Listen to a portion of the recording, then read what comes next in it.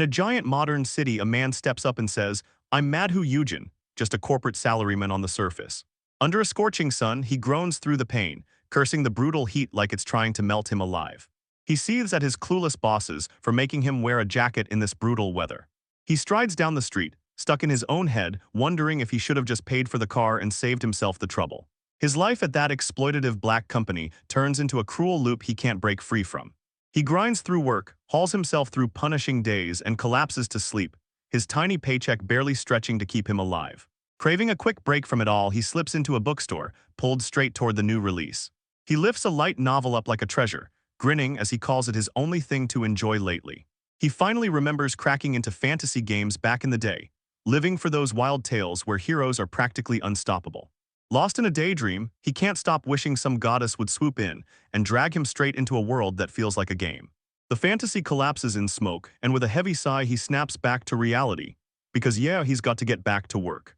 Out of nowhere, a sinister voice slithers out of the shadows and whispers that they've finally found him. His eyes blow wide with pure shock as the world around him starts violently falling apart. He stares into a massive empty white void, alone, utterly lost, and completely stunned. Far off, he spots a tiny hunched figure and his stomach drops. Was it a ghost lurking there? He feels someone behind him and whips around, confusion hits, and all he can manage is, A shadowy figure whips in with a brutal, lightning-fast strike, and he stumbles back, completely thrown off. The mysterious attacker calmly apologizes for how fast the assault caught them off guard. A calm little winged kid suddenly appears in front of him, smiling as he declares, "You've been sent to another world." Madhu snatches his tie in pure disbelief, swearing this has to be a lie. He snaps to it this isn't a fantasy trope anymore. It's a real-life isekai, and that kid, he's convinced they're a god. He tries to convince himself it's just a heat-stroke dream, but the god shuts that down in an instant. The god beams with joy and unveils a stunning vision of a colossal fantasy world, where adventure is waiting around every corner. When it finally hits him that this is real, he blurts out, shaking with excitement, "So does this mean I'm about to get a cheat ability?" A fresh blonde stranger steps in with a smug grin and declares he's getting 0 powers. Madhu drifts through the void, completely stunned. This random, confusing interruption knocks the breath out of him. The blonde man snaps that it can't be real, then orders them to send him right back to work. Madhu reels through the chaos, praying he's just misremembering some insane dream. The god cradles the blonde man in his arms, then tells him it happened because his heart was rotting with unhappiness. Madhu's stomach drops as the horrifying truth hits. He was never the chosen one. A flashback rips open the blonde man's destiny. He was born to crave fantasy, and now that hunger's totally gone. He believes his miserable dead-end life isn't good enough to justify grabbing death with both hands and taking that terrifying plunge into another world. He flashes back to that brutal boss of his and the crushing, total lack of motivation at work. With fire in his eyes, he steels his resolve. He'll survive, claw his way to a cheat power, and never let fate win. Madhu storms up to the god and demands an answer. Why would it pick someone this unprepared on purpose? He claims that man's got 0 relevant skills, then stares at the sky and demands to know what God's really trying to do. He roars that this is a death sentence, screaming that the god just wants him to break and suffer. The god scoffs and denies it's his cruel hobby, then thinking it through, admits that Madhu's got a point. A spark of pure determination flares in Madhu's eyes as he gears up to negotiate. The god offers to de-age the hero, but Madhu shuts down every half-baked proposal and refuses to budge. God presents a handmade status screen like it's priceless, but Madhu snaps it off and calls it totally useless. He roars that the hero deserves a real cheat power, something way more intense than that painfully ordinary stuff. He keeps raging, yelling that a status screen won't make him stronger, no matter what it shows. The god watches him, lets out a sharp sigh of pure frustration, and grumbles under his breath honestly. Fed up, the god erupts in a shriek, "You're so annoying," then shoves him away. That god's smile finally cracks, and an ancient, terrifying power crawls out, looking like it's been bored for eternity. With a sinister grin, it wonders whether this new toy will spring to life, or shatter the moment it's tested. Madhu jolts awake in a pitch-black forest, stares up at the sky, and spits a furious curse at that acorn-headed god. He barrels through the woods, pure fury burning in his chest after getting dumped in the middle of nowhere with 0 warning. He slumps there, crushed, realizing he's only ever mastered RPGs, not survival games. He grits his teeth and pushes himself upright, because right now there's 0 time to whine. A sharp glint flashes in his eye as the crucial information finally clicks into place. He stares at his huge clothes and the memory slams back. He's been turned into a kid. He keeps staring at his tiny, youthful hand, still in shock, like he can't wrap his mind around what just happened. He can't stop asking himself if he got greedy in those negotiations, because somehow he ended up getting the wrong guy blessed. He crumples in despair, staring at the status screen like that's it, all he got was de-aging. He remembers how desperate and pathetic the groveling deals were in his old salaryman life. He shakes his head hard, cutting off those thoughts because dwelling on them is pointless now. He steadies his resolve. After toppling a god in negotiations, quitting now would be insane. His survival instincts kick in hard. He hunts for shelter, guzzles clean water, and grabs food before nightfall hits. His first move is to rip open his briefcase and check what's inside. He spreads out his sorry little pile, office junk, a flashlight and a dead phone like he's bracing for the worst. He checks his leather shoes, solid as a rock, but totally useless when it's time to sprint. He yanks off his gigantic jacket, thinking these clothes will have to carry him for now. With hunger and rage burning in his chest, he tightens his belt and bows down, ready to take this world by force. He sweeps the forest with a sharp gaze, eyes locked tight as he plots his next move. In his vision, a tiny white circle pops into view, and he immediately thinks it's probably an activation button. He squints hard, forcing his focus onto that strange icon hovering at the edge of his vision. With a sharp mental command, a giant screen explodes to life right in front of him with a jarring blast of sound. He staggers back, jaw dropped, and screams as that massive holographic interface crashes over him like pure nightmare. His eyes go wide, half pure terror, as he leans in and whispers, "This is." That massive screen blocks everything in his line of sight, and he screams, "I can't see." The interface suddenly shrinks down to a size he can handle, jolting him like a slap in the face. He remembers the god's smug talk about convenience and curses how stupidly he fell for it. He rips open his status screen and glares at his pathetic level 1 stats, where blessings and titles are just empty, mocking blanks. His eyes lock onto the skill list, and intense curiosity sparks like lightning in his face. His jaw drops as he stares at a massive skill tree packed with more than 100 options. The layout feels right at home, familiar and easy to use, like jumping back into the video games he used to play. He finally gets that leveling up takes skill points, but he can't stop wondering how he's supposed to earn them. Slip back into his old routine, he grabs his memo pad and carefully logs every single stat. Right as he starts writing, a sudden rustle from the bushes nearby snaps his attention instantly. He whips around, heart racing, because something just snapped out of the thick undergrowth. A ferocious, muscular rabbit tore out of the foliage, one razor-sharp horn thrusting forward like a blade. Panic hits him hard when he realizes his obsession with skills left him reckless and wide open. He stares down the monster, panic and plans colliding in his head, because deep down he knows he's got zero real fighting experience. From afar, he keeps a steady gaze on the creature, sizing it up fast and locking onto its main weapon. He can already feel that horn ripping into him, sure the pain and shock would drop him dead. He shuts it down, running is too dangerous. He needs a safer, guaranteed way to get this done. He nods and confirms it. The horn is its main weapon, so the attack is basically a straight-up, no-nonsense charging strike. He rips off his suit jacket, ready to turn that jacket into a key piece of his plan. The rabbit rockets forward like a bullet, because it knows this might be the only attack it ever gets. With a grim edge in his eyes, he grips the jacket tight and snaps, "This is it." The rabbit's eyes snap onto him, and in a blink it rockets forward with blinding speed. He braces himself and snaps into action, ready to unleash the counter move he just cooked up. That creature is already sprinting at breakneck speed, but he hammers the thought into his head that he's not too late to strike. Right at the last possible heartbeat, he snaps around and swings the jacket straight into its path. The rabbit's horn drives straight into the fabric, and that killer charge gets wiped out instantly. He thinks any attack that never lands is pure garbage, and right now, his plan is running like a flawless machine. His face goes stone still with pure focus as he lines up the next move.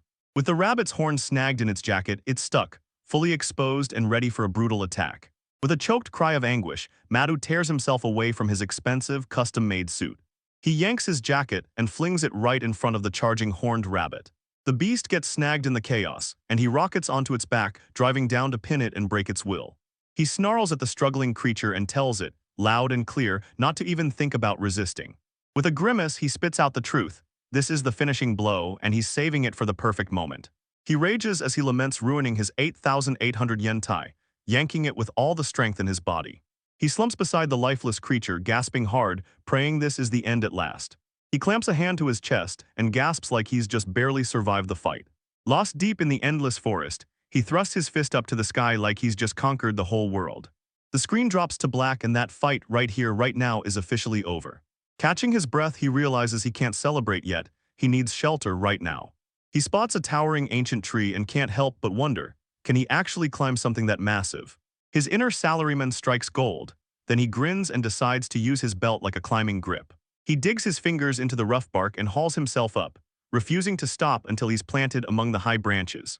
He curses his de-aged body and screams through clenched teeth, pouring every ounce of strength into the climb. Exhausted beyond reason, he finally scrambles onto a high branch, terrified that this is where it all ends.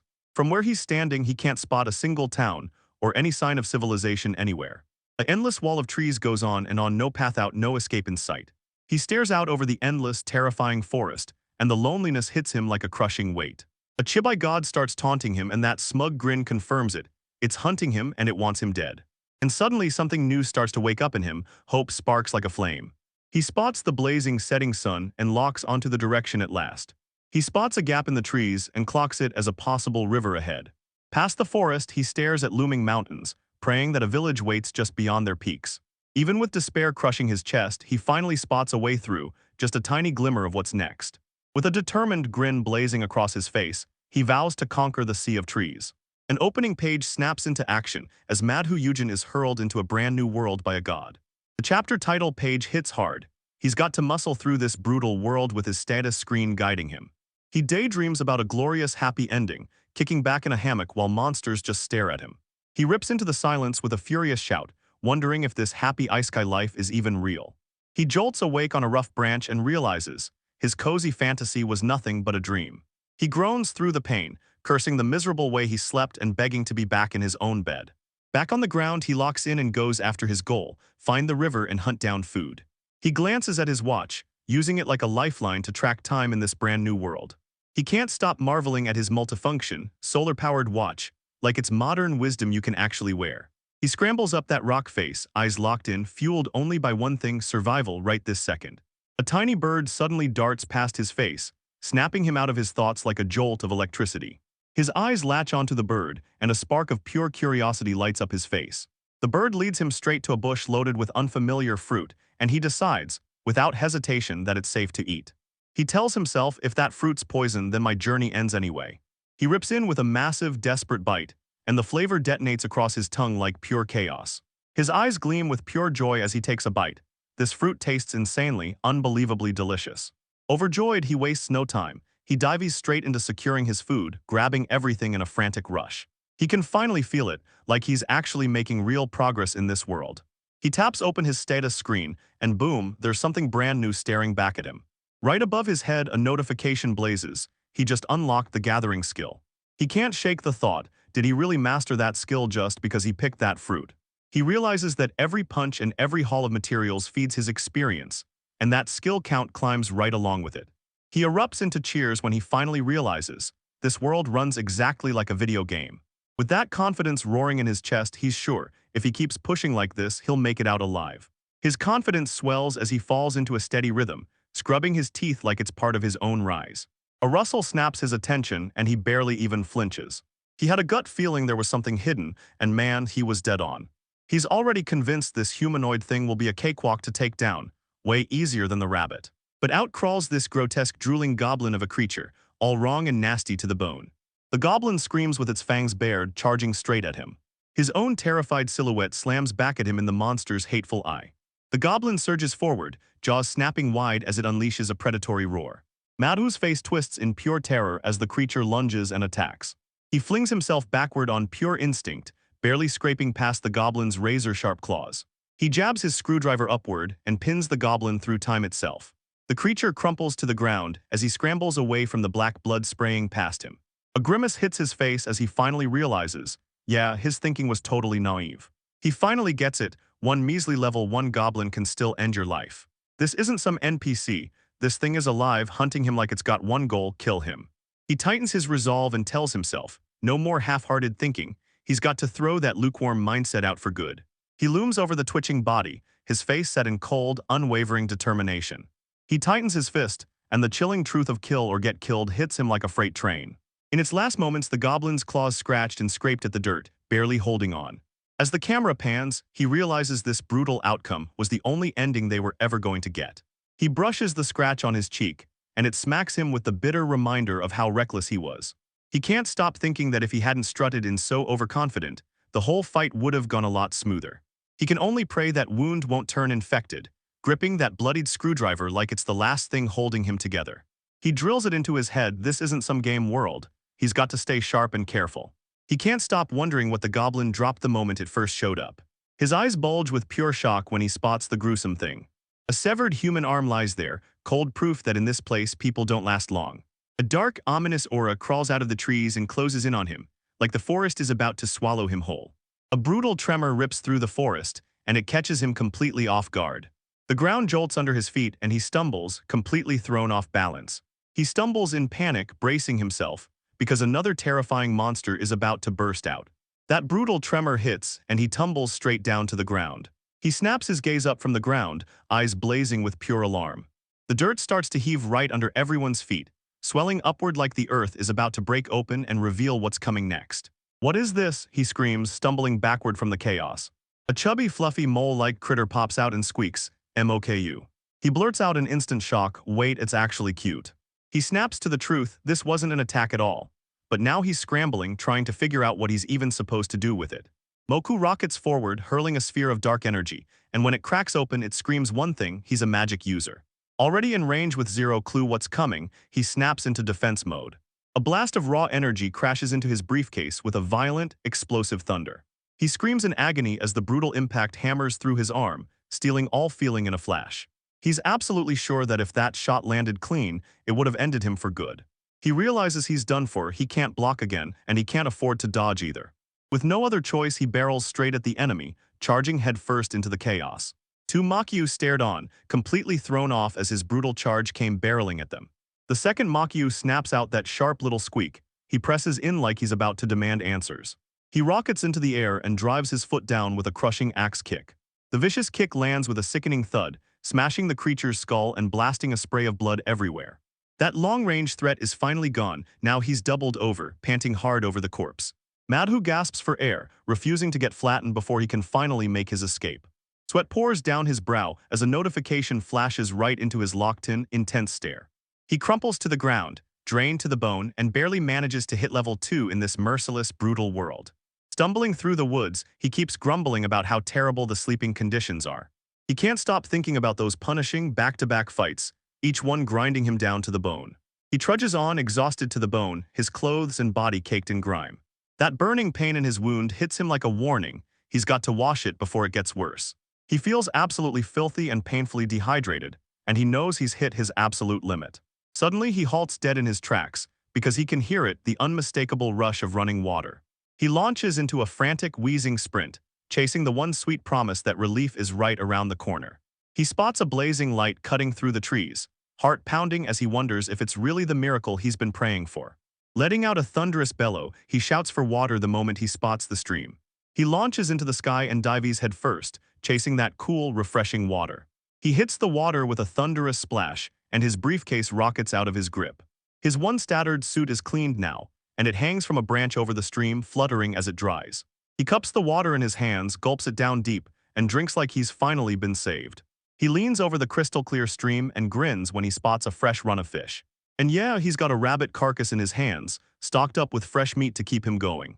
Now he steps back and realizes his survival plan is finally airtight, perfectly set for whatever comes next. A confident grin snaps onto his face as he locks in and chooses his next move. Grinning beside a wriggling fish, he announces it's finally time to unleash his fire magic and see what it can do. He spots a huge, defensible hollow inside a tree and claims it as his bed. With his new base locked in, he summons a glowing holographic status screen in front of him. He shoved a request into the system, demanding the exact skills he needed to keep moving forward. With his 2 fresh level-up points in hand, he decides to go all in and grab fire magic. He grins with pure joy, thrilled that there's still one last point waiting for him. He erupts in cheers, pumping his fists like he can barely contain the pure electric excitement. A notification pops up and tells him he just leveled up fire magic, level locked in, with the details right there in the description. He flashes back to that legendary fireball spell he's seen 1,000 times in games. By the stream, he drops down and decides it's finally time to put his new skill to the test. He shoots a confident fingergun pose, and his heart drums wildly with pure anticipation. He steadies his breath, locks his eyes on the target, and points, like he's about to unleash a brand new power. He roars the incantation and demands that the fireball blast forward. The forest stays dead silent as his spell fizzles out, nothing comes to life. He taps his chin, squinting like he's cracking a code, wondering if that incantation was way too simple to work. He lunges back in, barks fireball, and attacks again with fresh, fearless fire in his heart. He can't stop thinking maybe the problem is his hand's shape. He thrusts his hands forward and screams at the fireball to launch right now. Nothing again, then a fish rockets out of the water like it's laughing at him. He shuts his eyes tight, fighting with everything in him to stay calm. His calm snaps in half as fury erupts over the fact that he wasted his 2 skill points. He screams in pure frustration, ripping into the fact that he bled for this worthless skill. He clamps down on his panic, forces himself to think straight, and breaks the situation down piece by piece. He pieces together the truth and realizes that chant is the one missing piece that unlocks everything. A tight shot on his eye shows it all, pure, unbreakable focus as he hunts down the solution. He decides to throw himself into a more formal path, honoring his homeland's customs. He dramatically begs the spirit of fire to hand over its power.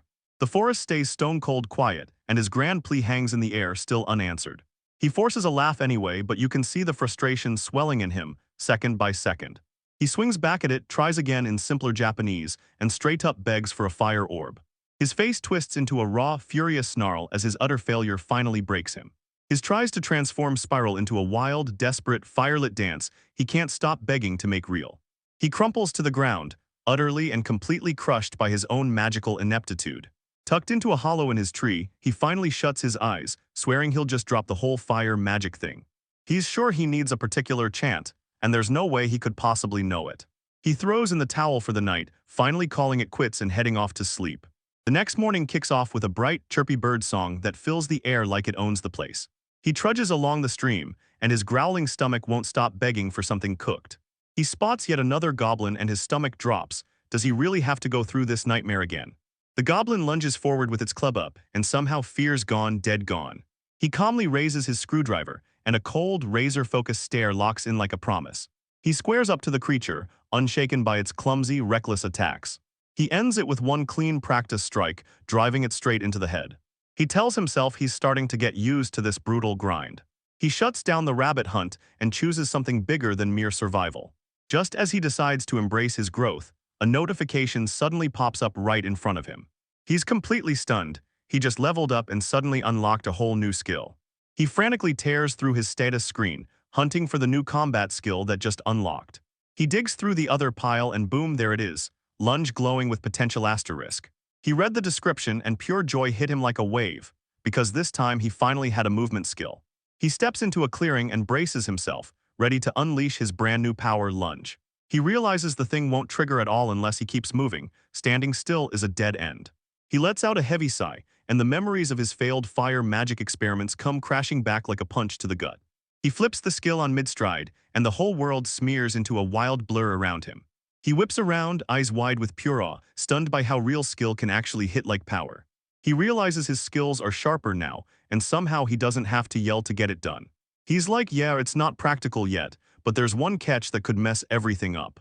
He smirks, clocking that his shoe has been ripped clean off by sheer speed. He snaps awake with a jolt and swears up and down that this new bed is the absolute best. A fresh diagram lays out his new base, a fortified hollow by the river made to hold the line. He can't stop daydreaming about how cozy his brand new hunting base feels. He decides to finally check his status properly while he still has the chance. A status screen flashes his level 3 stats, plus brand new attribute bonuses. He suddenly sees how these bonuses could supercharge his growth and shape everything ahead. He runs the numbers on what his stats would look like if he finally hits max level 99. He daydreams about himself as a ridiculously jacked, max-level beast. He's stuck on one thing: how the heck did he learn a lunge just by hitting level 3? He clicks, this has to be a subjugation bonus from that horned rabbit. He starts piecing together how every monster's skills boost him, one clue at a time. He decides the monster-granted experience has to be wildly worth it. He finally gets it: people in this world don't train in classrooms. They build their skills just by living every single day. He flashes a warm grin, lost in sweet memories of his hardcore gamer heyday. He's back in his head, reliving the days in that hardcore MMORPG, where every quest was about smashing down the strongest foes. He still remembers how fishing felt, pure fun, while he and his guildmates roamed and explored together. For 6 brutal years, all he chased was raw strength. Everything else he threw away without hesitation. He clawed his way to the top of the server, an untouchable, revered evil god everyone feared. He sits with that empty glory and finally admits it. Somehow, it was the most fun he'd ever had. He glances at his notebook and realizes this world is tailor-made for him. He slaps his own face hard, trying to snap himself out of that obsessive daze. He forces himself to remember he's an adult now, and he refuses to screw up the same way again. Loki curled up inside his tree hollow and drifted into sleep, calm at last. The next morning, the sun explodes over the vast, silent forest, casting fresh light across a world that's holding its breath. A faint whisper in the air snaps his focus to a tiny hole in the ground. You tear open the ground with a cheerful cry, popping out like a fluffy, mole-like burst of dirt magic. Deep in the middle of his hunt, Loki drops the claim that this is his second kill of the day. He looms in a heroic silhouette over the fallen monster, standing tall like victory itself. On a wave of total triumph, he nails the perfect execution. Then the system pings him. His level just jumped up to 5. A tiny diagram flashes on screen, and it somehow makes his shockingly simple pebble catapult plan look totally doable. He studies his profits and locks in his verdict. The moles are the richest targets. He starts wondering, are those goblins with clubs some rare variant, the kind that drops way better loot? A sudden, razor-sharp scream rips out of the sky and shatters the forest's silence. He crouches behind a tree and peeks out, stunned. What monster just showed up this time? His blood turns to ice the moment he realizes it isn't a monster at all, just a human staring back.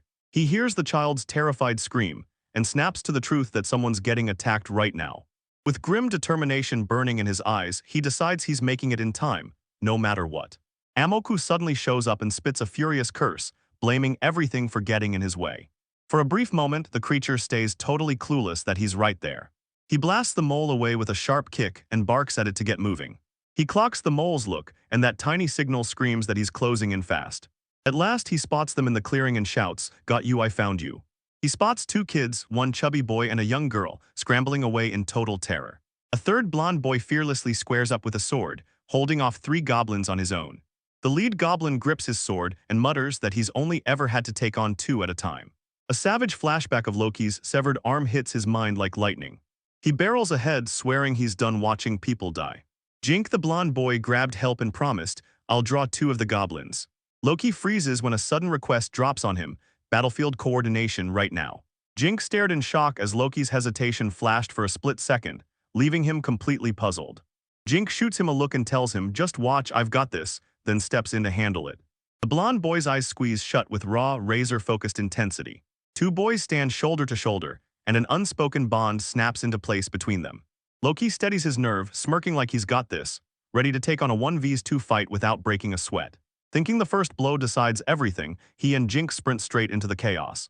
He slams his briefcase dead-on into the startled goblin's face. He snarls and curses again as his next screwdriver strike gets slammed away. He drives in a brutal punch and barks at the goblin, daring it to stay down. With another goblin crashing in at him, he plants his stance and braces for one more hit. He snatches a goblin out of reflex, like he's finally mastered this whole deadly rhythm. He cuts down the creature in seconds, then snaps his gaze to the next target. He snaps his gaze over, and his stomach drops when he sees Jink sprawled on the ground. He thrusts in with his lunge skill, slamming into the goblin before it can hurt his brand new ally. He grits his teeth, muscles screaming under the brutal strain of the fight. He knows he's running on fumes, but he forces himself to keep pushing anyway. That sword-wielding goblin shifts its focus straight onto him. Jink snarls from the ground, trapped out of the fight while the battle rages on. Loki snapped, asking the boy if he'd really managed to take down one of those goblins. He sizes up the chaos, then clocks it. Those goblins still haven't noticed Jink. From this distance, he can already feel it. This is the kind of shot that ends the fight. Jink grits his teeth, fully knowing someone's about to snatch the final blow right out of his hands. Loki's face twists with raw effort as he raises his strike. His screwdriver strikes true, sinking deep into the goblin's neck. Jink gets blasted with blood as the monster finally collapses to the ground. He gapes in disbelief as Loki pants, like the fight finally just ended. Loki throws out a quick apology for snatching the kill, and right on cue a notification blares. He's now level 6. As he plays, he remembers that old MMORPG, last attack, bonus system like it's burned into his brain. He can't help but wonder, this system might be able to judge you and decide if you'll rise as a hero or fall as a demon lord. He's freaking out about what to do next, because he just antagonized the locals. Jink leans in and tells him, "I knew we'd be okay," calming all his nerves in one shot. Loki groans, finally clocking the brutal truth. No matter how hard he tries, he still can't understand a single word they're saying. The kids just stare back, baffled by his silence and those strange, twitchy gestures. He tries to get his point across without words, silently motioning, "Wait just a second." Mesa and Jink can only tilt their heads and stare in total confusion. He brings up his status screen and goes hunting for the exact language skill he needs. The kids stare, watching his face twist with silent agony. The skill kicks in, then hits him with the brutal punchline. He can speak like a 5-year-old. He realizes he needs to level up his skills, so he dumps even more of those precious points into getting there. He shrieks in pure agony, paying the price to level that skill up all over again. His sudden outburst snaps the 3 kids right out of their moment. Still shaken by the scare, he grits his teeth and reluctantly buys one more level.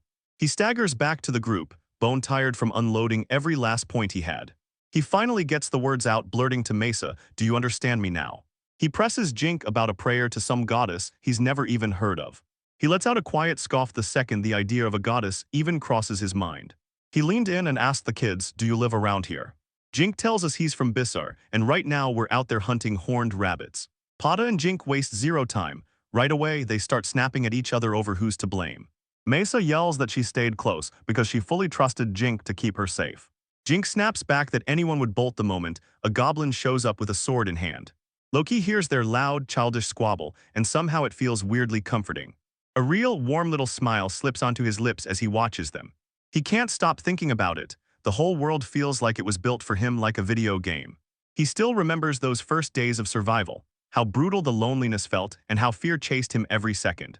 Now he can finally talk to the kids he just met, and it feels like the whole world just opened up.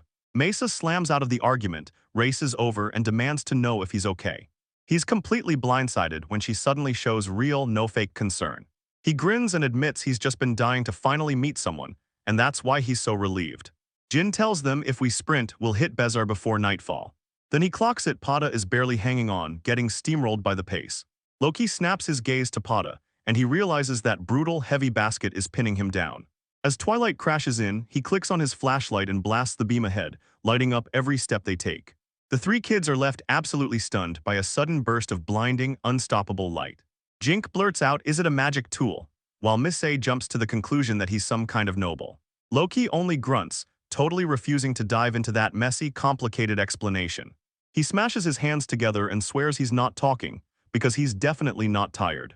He trusts Jinx's forest smarts and lets her lead the way.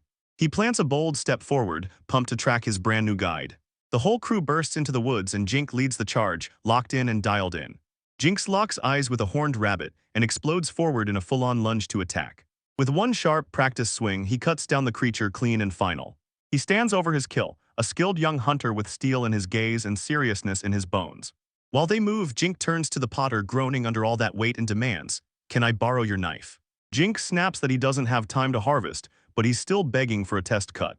Loki is totally stumped by these magic stones and the whole subjugation situation, like, what are they even talking about? He blurts out, "So harvesting means we can sell them, right?" Jink just nods and says it's painfully obvious. Pada says these stones are tiny, but Jink snaps back, "They're vital income and you know it." The kids gang up on Loki, laughing like a noble couldn't possibly understand the value of money. Loki's stomach drops. He realizes he isn't a noble at all, he's just a corporate slave. Mesa tilts her head with wide-eyed awe and asks if a shachiku is this legendary pet everyone's been talking about. Loki snaps everything into place and asks, "So you 3 are a party?" Mesa grins and locks in their jobs. Jink strikes the enemy, she scoops up the gathered power, and Pada hauls everything into place. She claims she sells herbs and fruit, and that's when Loki blurts, "So what about monsters?" Mesa bursts into it. Her family apothecary is short on cash, so she knows she has to grind every day. Loki grins for real, clearly stunned by the young girl's maturity and sheer drive. He whips his gaze back down the path, and his stomach drops when he realizes Pada's gone, not a step behind him. Way down the line, Pada is totally wiped out, stumbling and panning around as his heavy load crushes him. They all shout back words of support, telling him it's fine to take his time. Pada tilted his head up, brows knotted in pure confusion, like he couldn't make heads or tails of what they were saying. He finally hauls himself up to the group, breathless, and blurts out an apology for dragging everyone behind with his slow pace. Loki's concern spikes. He leans in and asks if Pada's really struggling to understand what he's saying. Pada drops the bomb at his next prayer. He's aiming to unlock otherworldly language comprehension. He frets over whether to farm or plow, and Loki just breaks out laughing at him. Loki realizes prayer is basically their way of handing out skill points, like it's his own system. Jinx abruptly halts mid-step, scanning the trees and the ground, and blurts, Is something lurking up there or under us? He tells you that the flower moles, these wild creatures, react insanely fast to sound. He taps the knife against the tree, using the sound to lure one in. A familiar, fluffy little mole suddenly pops up, and Loki's face hardens because he remembers that exact one from a past battle. Loki praises his skills and Jink lights up, proudly saying his hunter father taught him everything. They plunge deeper into the dense, sun-dappled Pomelia Great Forest, pushing harder with every step. Loki leans in, grilling Jinx about his next move, and the kid grins back that he's heading to the Locker Plains. He tells them the monsters are way stronger and says he's not ready to face them yet. Loki figures Jink has to be freaking out about keeping his younger companions safe. Jink admits the hard truth. He has to get brutally strong to keep his mother and siblings safe. Loki drops into stunned silence, shocked that the boy's forced to carry adult-level responsibilities. In those dark silhouettes, you can almost feel the kids' weight, family struggles, cracked finances, and the jobs they're being pushed to chase. Madhu thinks to himself that for kids their age, carrying these responsibilities feels totally normal around here. He glances back and doubts Gnaw at him. Maybe his idea of looking noble was a total mistake. Jink whips around with a dazzling grin, realizing they still haven't even traded names. While Jink waits on tenterhooks for an answer, Madhu's already clocked the name he's about to unleash. With a quick apology for the wait, he strides in with full confidence and tells the group, "I'm Loki." He shuts his eyes with a satisfied smile, convinced this name fits perfectly. The kids whip their heads back in total stunned silence when Jink casually asks about that demon lord. In that sudden, choking quiet, Loki can only blurt out one stunned, baffled sound in the silent forest. Suddenly, a crushing memory hits, his legendary in-game avatar and the terrifying evil god Loki. He still remembers how he once ruled that virtual game world, and how he was the strongest player out there. Back in his old life as a gamer, Loki was the name of his terrifyingly powerful avatar. He'd stumbled in from another world, and he never once meant to hide who he really was. He never even considered using a fake name, it didn't cross his mind. His status screen looked totally blank to everyone else, yet he knew exactly what it meant. He relives that clean, heart-lifting thrill of watching his stats climb, earned step by step through his own hard work. He replays the wild rush of that final strike, the moment it landed and sealed his victory for good. He still feels that wild rush all over again when he realizes he's got this massive, game-like skill tree. Even his stumbles, like those hilariously clumsy tries at magic, ended up powering his journey forward. Trapped in a world of game-like systems, he couldn't help but think that the legendary name Loki fit him perfectly. But in this exact moment, it hits him, what he picked is brutally embarrassing. And just like that, one simple decision spiraled into a full-blown disaster of a misunderstanding. Panic slams into him as he stares at the mess. How in the world did he get mistaken for a demon lord? Jink snaps awake when Mesa points it out. He isn't noble at all because he's dressed head to toe in black. He can't help but feel a sick, rising dread. What if the characters from this story are still out there? He's terrified the godchild dragged him here on purpose, just to force him into playing the demon lord. He snaps out of it and realizes he's spiraling, then catches the others bickering about how awesome his cool name is. He barges in and grills them, demanding to know what kind of story they're really talking about. Jink is utterly stunned. He can't believe he's never heard the tale of how the demon lord got brought to heel. A terrifying demon lord bursts out of the darkness, rolling in like a storm with a whole legion of monsters behind him. A fearless hero burst out of the heavens, cutting through the darkness to stop it, and he came straight down from the light to save the world. Jink proudly calls the hero Takuya. This legendary name hits Loki so hard it leaves him speechless. It's the old legendary showdown hero against Demon Lord, and for a beat he just stands there numb with disbelief. Takuya's name hits Loki like a loud, ridiculous scream, pure comedy colliding with terrified horror. While they stroll, Jink fires off a question about Takuya, then Pada drops the bomb that he's their hero prince. Mesa blurts out that he was ripped from another world, straight-up isekai cheat story vibes. Fuming, Loki realizes his godchild slipped cheat skills to someone else, not to him. Loki quizzes him about other-worlders, and Jink can only mumble that his father once mentioned them, like it's slipping through his fingers. Mesa dreams of crossing paths with another worlder, not realizing Loki is standing right there beside her. Jink snaps her fingers, cutting through the tension, telling everyone they don't have the cash to go on a journey that long. Their heated argument gets yanked to a sudden stop when a flower mole pops up out of nowhere. Jink spots the creature looming ahead and bursts out a warning, yelling for everyone to brace themselves. Loki and Jink snap into action, firing instructions to Pada and Mesa, stay back, vanish, and don't let a soul spot you. Jink snaps into action, his sword whips through the air and he chops the monster down in one brutal blur. Loki snaps into action and drops the other creature with a swift jab of his screwdriver, like he's done it 100 times. A real smile snaps onto Loki's face, like he's finally found his people, and he absolutely loves the rush of teamwork. He grits his teeth and relives his past, watching other players team up, laugh together, and happily split their hard-earned rewards. As a lone grinder who worshipped efficiency, he'd always kept his eyes on the action from a distance. As he stared at his brand new friends, it hit him hard. He finally had companions of his own. He lets out a gentle smile, already wondering what wild surprises his future has in store in this brand new world. The whole group finally bursts out of the forest, shouting with raw joy and breathless relief. Spent to the bone but alive, they crumple onto the ground, the camera swinging wildly. When Pada struggles, Loki steps in without hesitation and takes the heavy basket off his hands. Basket thumping against his shoulder, he stares ahead in total shock, like he can't believe what he's seeing. As the sun slips away, they spot the town ahead glowing with warm, inviting lights. Mesa whips around with a dazzling grin, sweeping Loki straight into the wild, weird town of Bazaar. At the town gate, a guard growls at the children, furious that they're still out way past their bedtime. Loki's jaw drops as the kids come sprinting by him at pure, unbelievable speed. They streak into town like lightning, a blur in motion, and straight up leave Loki eating dust behind them. The kids vanish into town, and Loki is left alone with one friendly gate guard. He watches them disappear, soaking up every second of the scene in front of him. The guard leans in and tells them Jinx spilled every detail, then he turns to Loki like, "You saved us, thank you." Loki shoots back, Loki humble like, "We helped each other," while the guard points at the goblin's sword and drops the bombshell. Jinx strides forward and thrusts the goblin-recovered sword into view for a sharp inspection. The guard scrutinizes the blade, and when he spots barely any rust, it hits him. This weapon looks like it was just dropped. The guard beams at Loki, calling him their savior, and waves him into town like there's zero reason to hesitate. The guard flashes a warm smile and announces, loud and clear, that the town of Bazaar is ready to welcome its young savior with open arms. As soon as the threat fades, Jinx thrusts the goblin's sword into Loki's hands. Loki flashes a warm smile and tells the boy, "Keep it, consider it my thank you." Jinx erupts in loud protest, screaming that it's not a fair deal because he was the one who turned useless. The town guard barges in on their squabble and snaps, "Settle this tomorrow." He tells them the guildmaster is going to demand a full report on that armed goblin. The kids throw their final thanks at him, and Mesa beams as she calls him their noble demon lord. Loki drags out a tired little wave, then nods, "See you tomorrow at the guild." The trio bolts into Bazaar's warmly lit streets, sprinting straight into the welcoming glow. All alone, Loki yanks up his status screen and studies the day's gains like it's a mission. He scrunches his face, realizing that when you're stuck in a party, the experience points get split. Then it hits him, those last attack bonuses aren't just small boosts. They slam him with the biggest skill experience of all.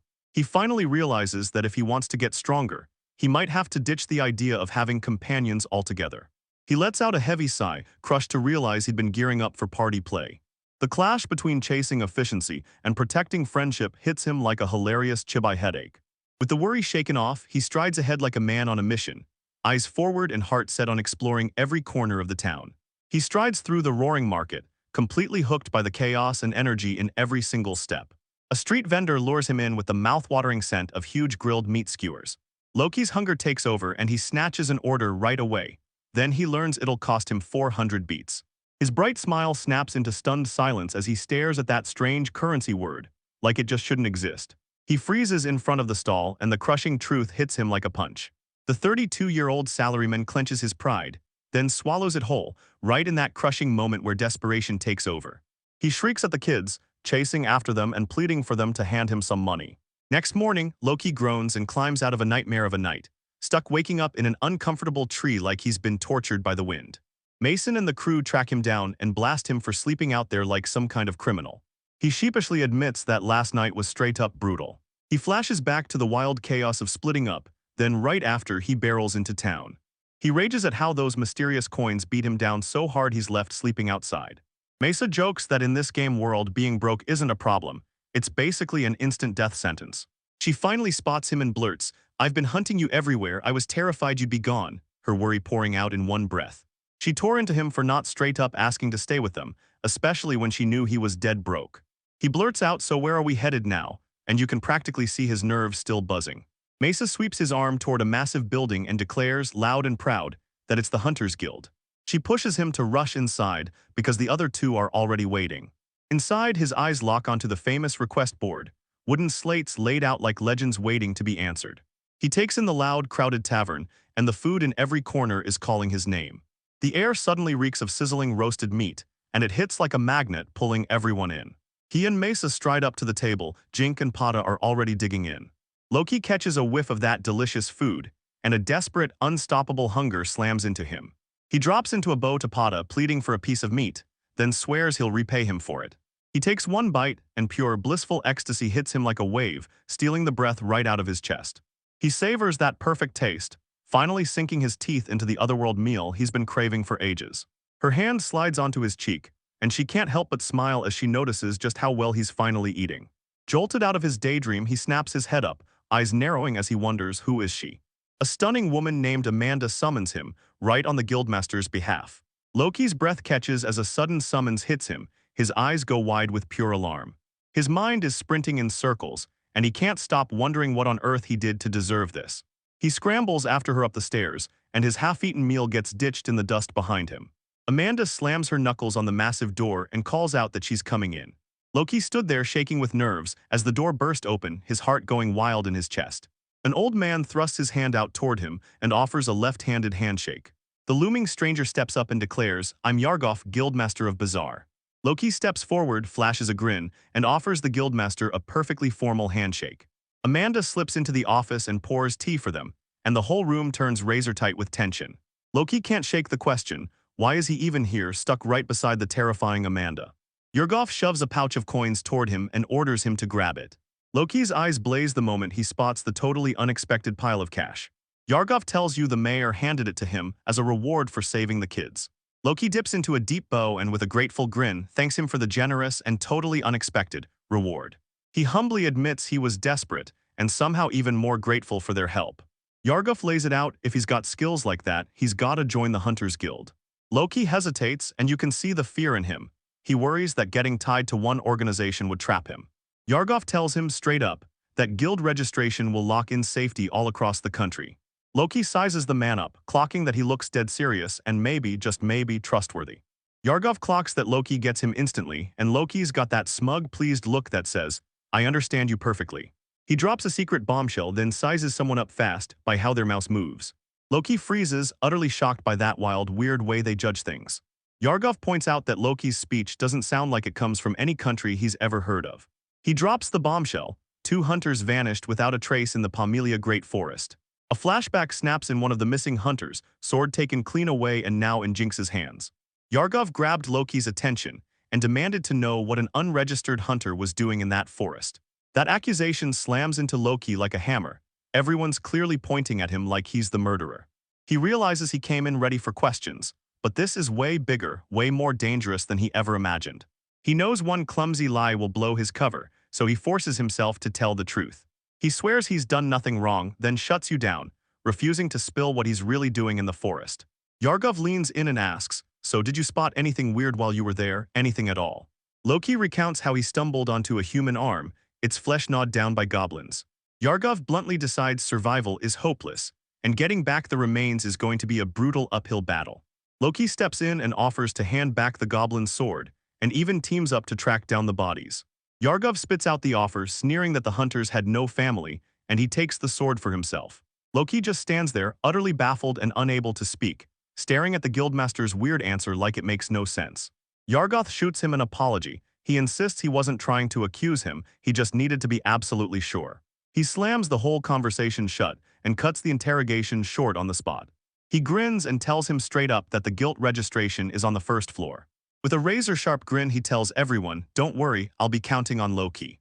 Loki shoots a quick excuse, storms out of the office and slams the door shut behind him. Outside he staggers, dazed and furious, trying to make sense of what just happened. That tiny golf ball size hit him like a manipulative executive from his old company. He shudders to the core, completely rattled by the guildmaster's razor-calm, calculated moves.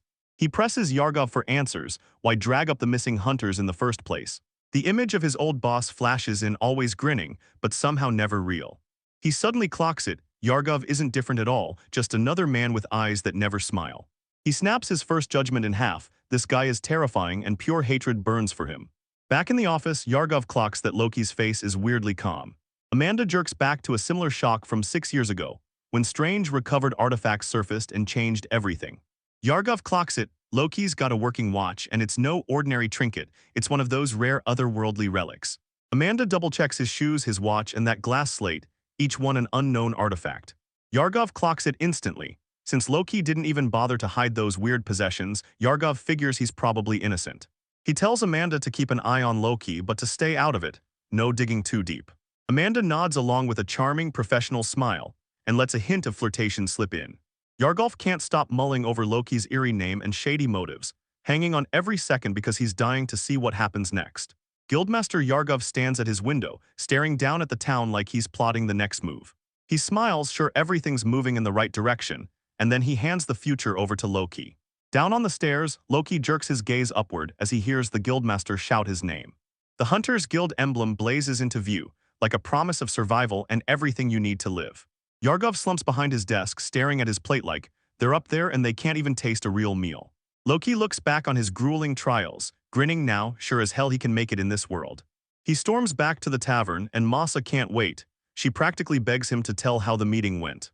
With a sly grin, Loki yanks a heavy, clinking pouch out of his jacket. With a triumphant grin, he thrusts the overflowing pouch into view and blurts out that he just dropped out of nowhere and got hit with a sudden fortune. Three young friends freeze in pure disbelief, then burst out yelling about the insane amount of money. Loki tells them it's a 150,000 coin reward, an honest-to-God personal thank you straight from the mayor. Mesa points out the guild quest reward is a measly $100,000. Then Jinx starts whining. Loki stared in confusion at Jinx's explosive rant, then just kept echoing punishment like it was stuck in his head. Jinx tells them straight up, a simple gratuity is way too small for a full-on civilian rescue mission. Loki clocks Yagov as a total mystery, one of those guys who can't be read and plays by his own ruthless rules. He claps his hands and declares right then and there that the only thing that matters, at least for now, is the money. With a loud cheer he declares, all right everyone, let's go pig out on meat skewers. As the town's church bell tolls, Loki sinks into his thoughts, weighing whether to finally register himself as a hunter. He strides up to the guilt counter, and Amanda flashes him a flirty grin, so relieved he finally remembered her. She steps up with a formal bow and reintroduces herself, claiming she's the third most important person in the entire guild. Loki clocks that winning her favor could pay off big, then leans in and begs for her help. He asks how to register, and a delighted Amanda shoves a form his way with a grin. He grips the quill tight because once he signs Loki, there's no turning back. Amanda's voice slices through his racing thoughts, demanding to know if he can write. Loki flashes a confident grin and snaps back that it'll probably be fine, then boldly raises the pen to sign the contract. Amanda insists it's fine, and then launches into how the guild works while his card is being forged. The guild is where hunters like Jink knock out subjugation requests and turn chaos into clean victories. For lower-ranked hunters, it also throws them all kinds of weird odd jobs, like hauling supplies to gather things and jumping in to assist wherever they're needed. Loki leans in and asks what rank he'll start at, and Amanda fires back that every single one of them kicks things off at G rank. A slick diagram maps out all 9 ranks, and here's the rule: hunters can only grab jobs that match their level or go lower. An exception can be made for people like him because he didn't just survive, he took down a goblin that was swinging a sword. Pada presses Amanda for the promotion requirements, and Amanda just smiles like a mastermind, cheerfully refusing to spill the secret. Loki leans in and asks, are there specific promotion tests? And Amanda immediately lights up, praising it as such a sharp question. She tells you straight up, B rank and higher means you have to pass a practical exam, but to climb to S rank, you've got to ace a live interview. She flashes a smile and tells him straight up, if he wants to rank up, he has to step up, contribute, and prove just how strong he really is. Loki gets it, this world is a real meritocracy, where grinding harder means you actually earn your shot.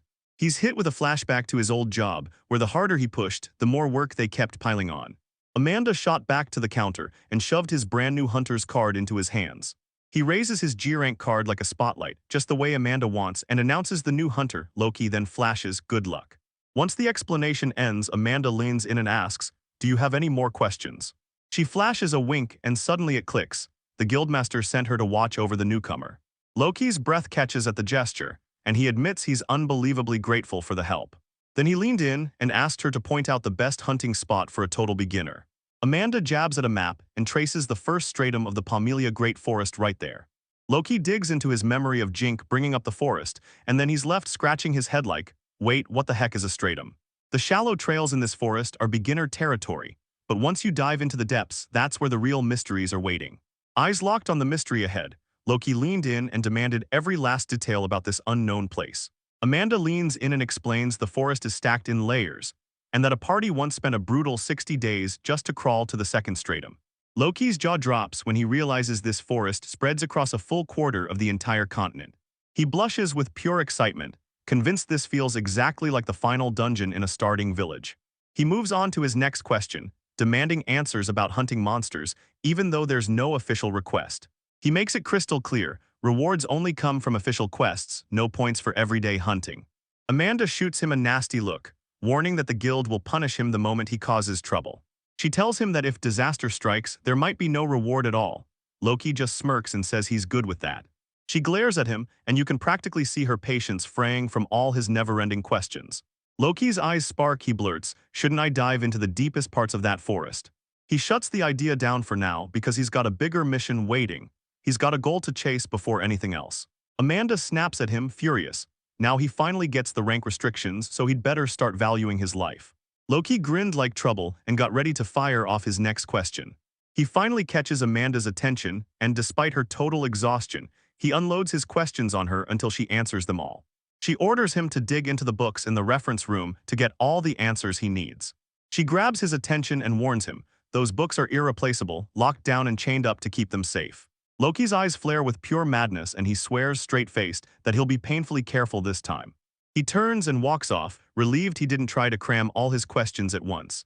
He can't believe it, paper is treated like a rare luxury here, while everyone else scribbles on wooden slates. Right as he steps out of the guild, Jink blurts out his name and calls after him. Jink proudly flashes his brand new hunter's card and demands, "Tell me Loki registered okay."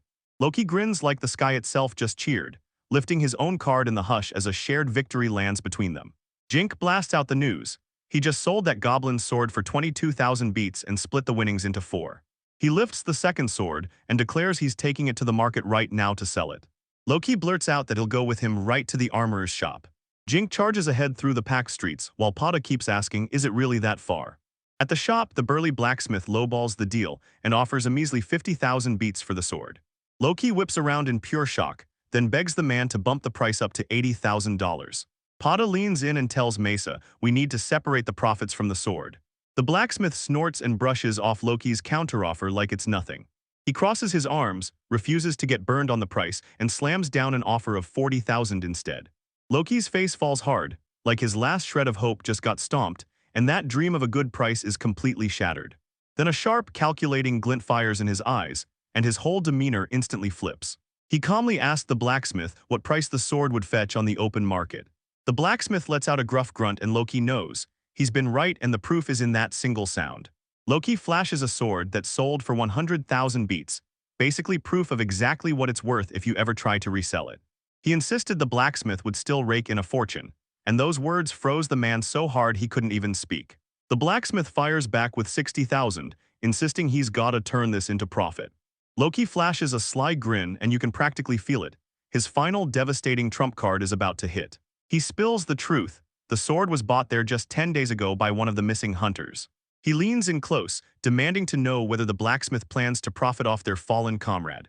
He proposes a deal, 72,000 beats, and the blacksmith snaps, growling like it's the worst offer he's ever heard. Loki adds, and if that still isn't tempting, the sword will be a gift for Pada.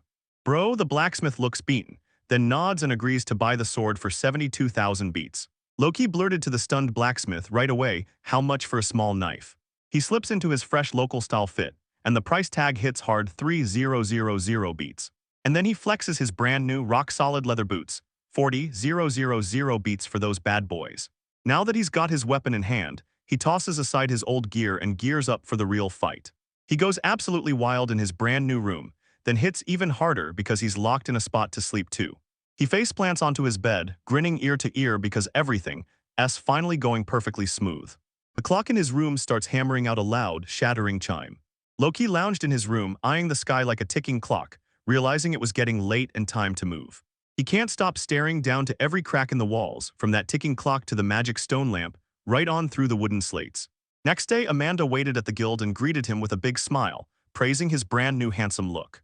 At the guild counter, Loki leaned in and grilled Amanda about the thing he'd asked for earlier. His eyes blaze with excitement the moment he realizes he's gotten special permission to take F-rank quests. His face flickers, he senses it instantly, like this approval has teeth and something's off. Amanda leans in and goes full fire and brimstone, demanding he throws a party anytime he gets the chance. As he steps away, Loki can't help but mutter to himself that teaming up with the others just isn't worth a damn. He gets it instantly, imagining his younger friends slipping into their exact party roles like pieces snapping into place. But his grinder spirit fights back hard, refusing to cut down his own slice of the rewards on purpose. Outside, the friendly gate guard beams at him and cheers, because he's finally made it as a hunter. The guard grins at him and delivers a gentle, father-like warning, make it home before the sun goes down. Loki freezes, actually stunned, because that simple, heartfelt concern hits him harder than any grand gesture. He can't stop thinking about how Amanda and the guard showed up for him, taking real care of him. With a dazzling grin, he waves back, swears it's going to happen, and then bolts straight for the forest. With his gear finally sorted, he storms into the untamed wilderness, a basket strapped to his back. He bursts into the first stratum of the Pomelia Great Forest, itching to hunt. He crunches the local monster's worth in his head, mapping out his next grinding plan. Seeing a horned rabbit, he grins and decides it's the perfect moment to put his new skills to the test.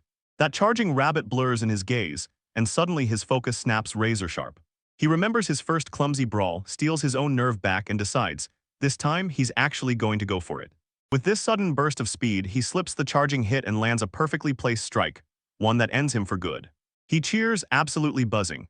Those level-ups have sharpened every move so perfectly he can't help but celebrate. It hits him, his status screen is a cheat code on a whole new level, far bigger than he ever dreamed. He glides in with deadly grace, and with ruthless precision he cuts down 2 more horned rabbits. He's sure that if he keeps this up, he'll wipe out even goblins in the blink of an eye. He slams up his guard and stops the goblin's strike cold, eyes blazing with pure, unshakable resolve. He swings a brutal slash and cleaves the creature in half, then roars it out like a promise. Like this. He lives for that real, hands-on progress, like it's the best, most thrilling part of everything. He lifts his dagger high and screams a vow he won't stop his slaughter. Not for a second, not while that wild energy still burns. A caption pops up and says roughly an hour has gone by since he kicked off his hunt. The forest floor is now soaked with dark, bloody monster scraps. Loki slumps, utterly spent, surrounded by the carnage, like the brutal truth of his job has finally caught up to him. His face twists in pure disgust as he gags, overwhelmed by the stench. That brutal, grotesque stench of the slaughter slams into his senses, and the texture feels like it's crawling on his skin. He's hit with a sickening wave, and as the gore clings to his hands, he fights the urge to gag and throw up. He's bummed because the only anatomy he knows came from a cheesy, one-time science class video. His clumsy attempts to butcher the monsters only made the gruesome ordeal even more brutal. He clenches his teeth, grimy to the core, and the raw impact of his choices slams into him like gravity. He scrambles over a goblin corpse, frantically digging for the magic stone hidden inside. Then he has to slice off the creature's wrist and take that proof of subjugation for himself. He slides his blade into the joint with surgical precision, hunting for the exact move that fits. His blood-soaked hand lifts a tiny glowing crystal, one of those magic stones. With a grimace twisting his face, he powers through that nasty task, then collapses into a mask of pure exhaustion. And then it hits him, horrified, because processing just one kill ate a whole damn hour. He stared at his blood-soaked hands in pure despair, trapped in the gruesome wreckage all around him. He vividly recalls how he used to scrub the blood off his hands in the river, like it was nothing at all. He replays Amanda's scolding in his head, and it makes him feel like a total idiot for how careless he was. He snarls through gritted teeth, realizing one wrong step means death, and there's not a single way back. He glances down at his knife, now coated in slick blood, and instantly realizes the job just got way harder. He snaps out of the rage, realizes it'll get him nowhere, and vows to hit his daily quota no matter what. With a ferocious shout, he digs deep, steals his spirit, and pushes through to finish the job. Back in town, the Hunters Guild building looms over the evening sky like it's daring the night to come closer. Inside, Amanda clocks it instantly. He's the one who had to cut down that sword-wielding goblin. She peers into his basket and gasps, there's way too much for a first hunt. Her eyes narrow hard as she takes in his filthy, blood-soaked wreck of a form. Loki stands there awkward and exposed, drenched head to toe in gore. She explodes in anger, chewing him out for being unprepared, then snapping, "Do you wanna die?" She rips into him for skipping the most basic hunter gear and not even bothering to ask about it. With an angry glare blazing, she snaps at him to wash his hands right now. He finally gets it, someone just scolded him like he's a little kid, because in this body he basically is one. The tavern owner slides him a hot meal, basically reading his obvious exhaustion and deciding to fix it. She proudly raises 2 massive skewers of glistening roasted meat, like she's about to serve pure perfection. The moment he catches the meat stink and sight after a brutal day's work, his stomach flips and sickness crawls up his throat. He politely turns down the food, then demands only water, ice cold, no exceptions. A tall glass of ice-cold water lands on the table in front of him, clinking with a sharp, refreshing snap. He takes a quick sip, then sweeps his eyes across the tavern, using the moment to catch his breath after that brutal day. The owner leans in and asks what's bothering him, but he snaps it off fast like it's nothing. His eyes sweep across the roaring tavern, locking onto the other adventurers like they're the next piece of the puzzle. He spots a guy at the next table, and his whole body freezes when he realizes the man's wearing glasses. He's familiar with old-school pince-nez, but this one's been remade in a sleek, modern design. He realizes this world's history is a wild mashup, where medieval relics and modern gadgets sit side by side. He muses that of course this world's history doesn't match Earth. He pieces it together. Other reincarnators, like hero Takuya, must have dragged modern civilization right into this world. He shoves that thought aside and forces himself to stay locked on the here and now, not some huge revolution brewing on the horizon.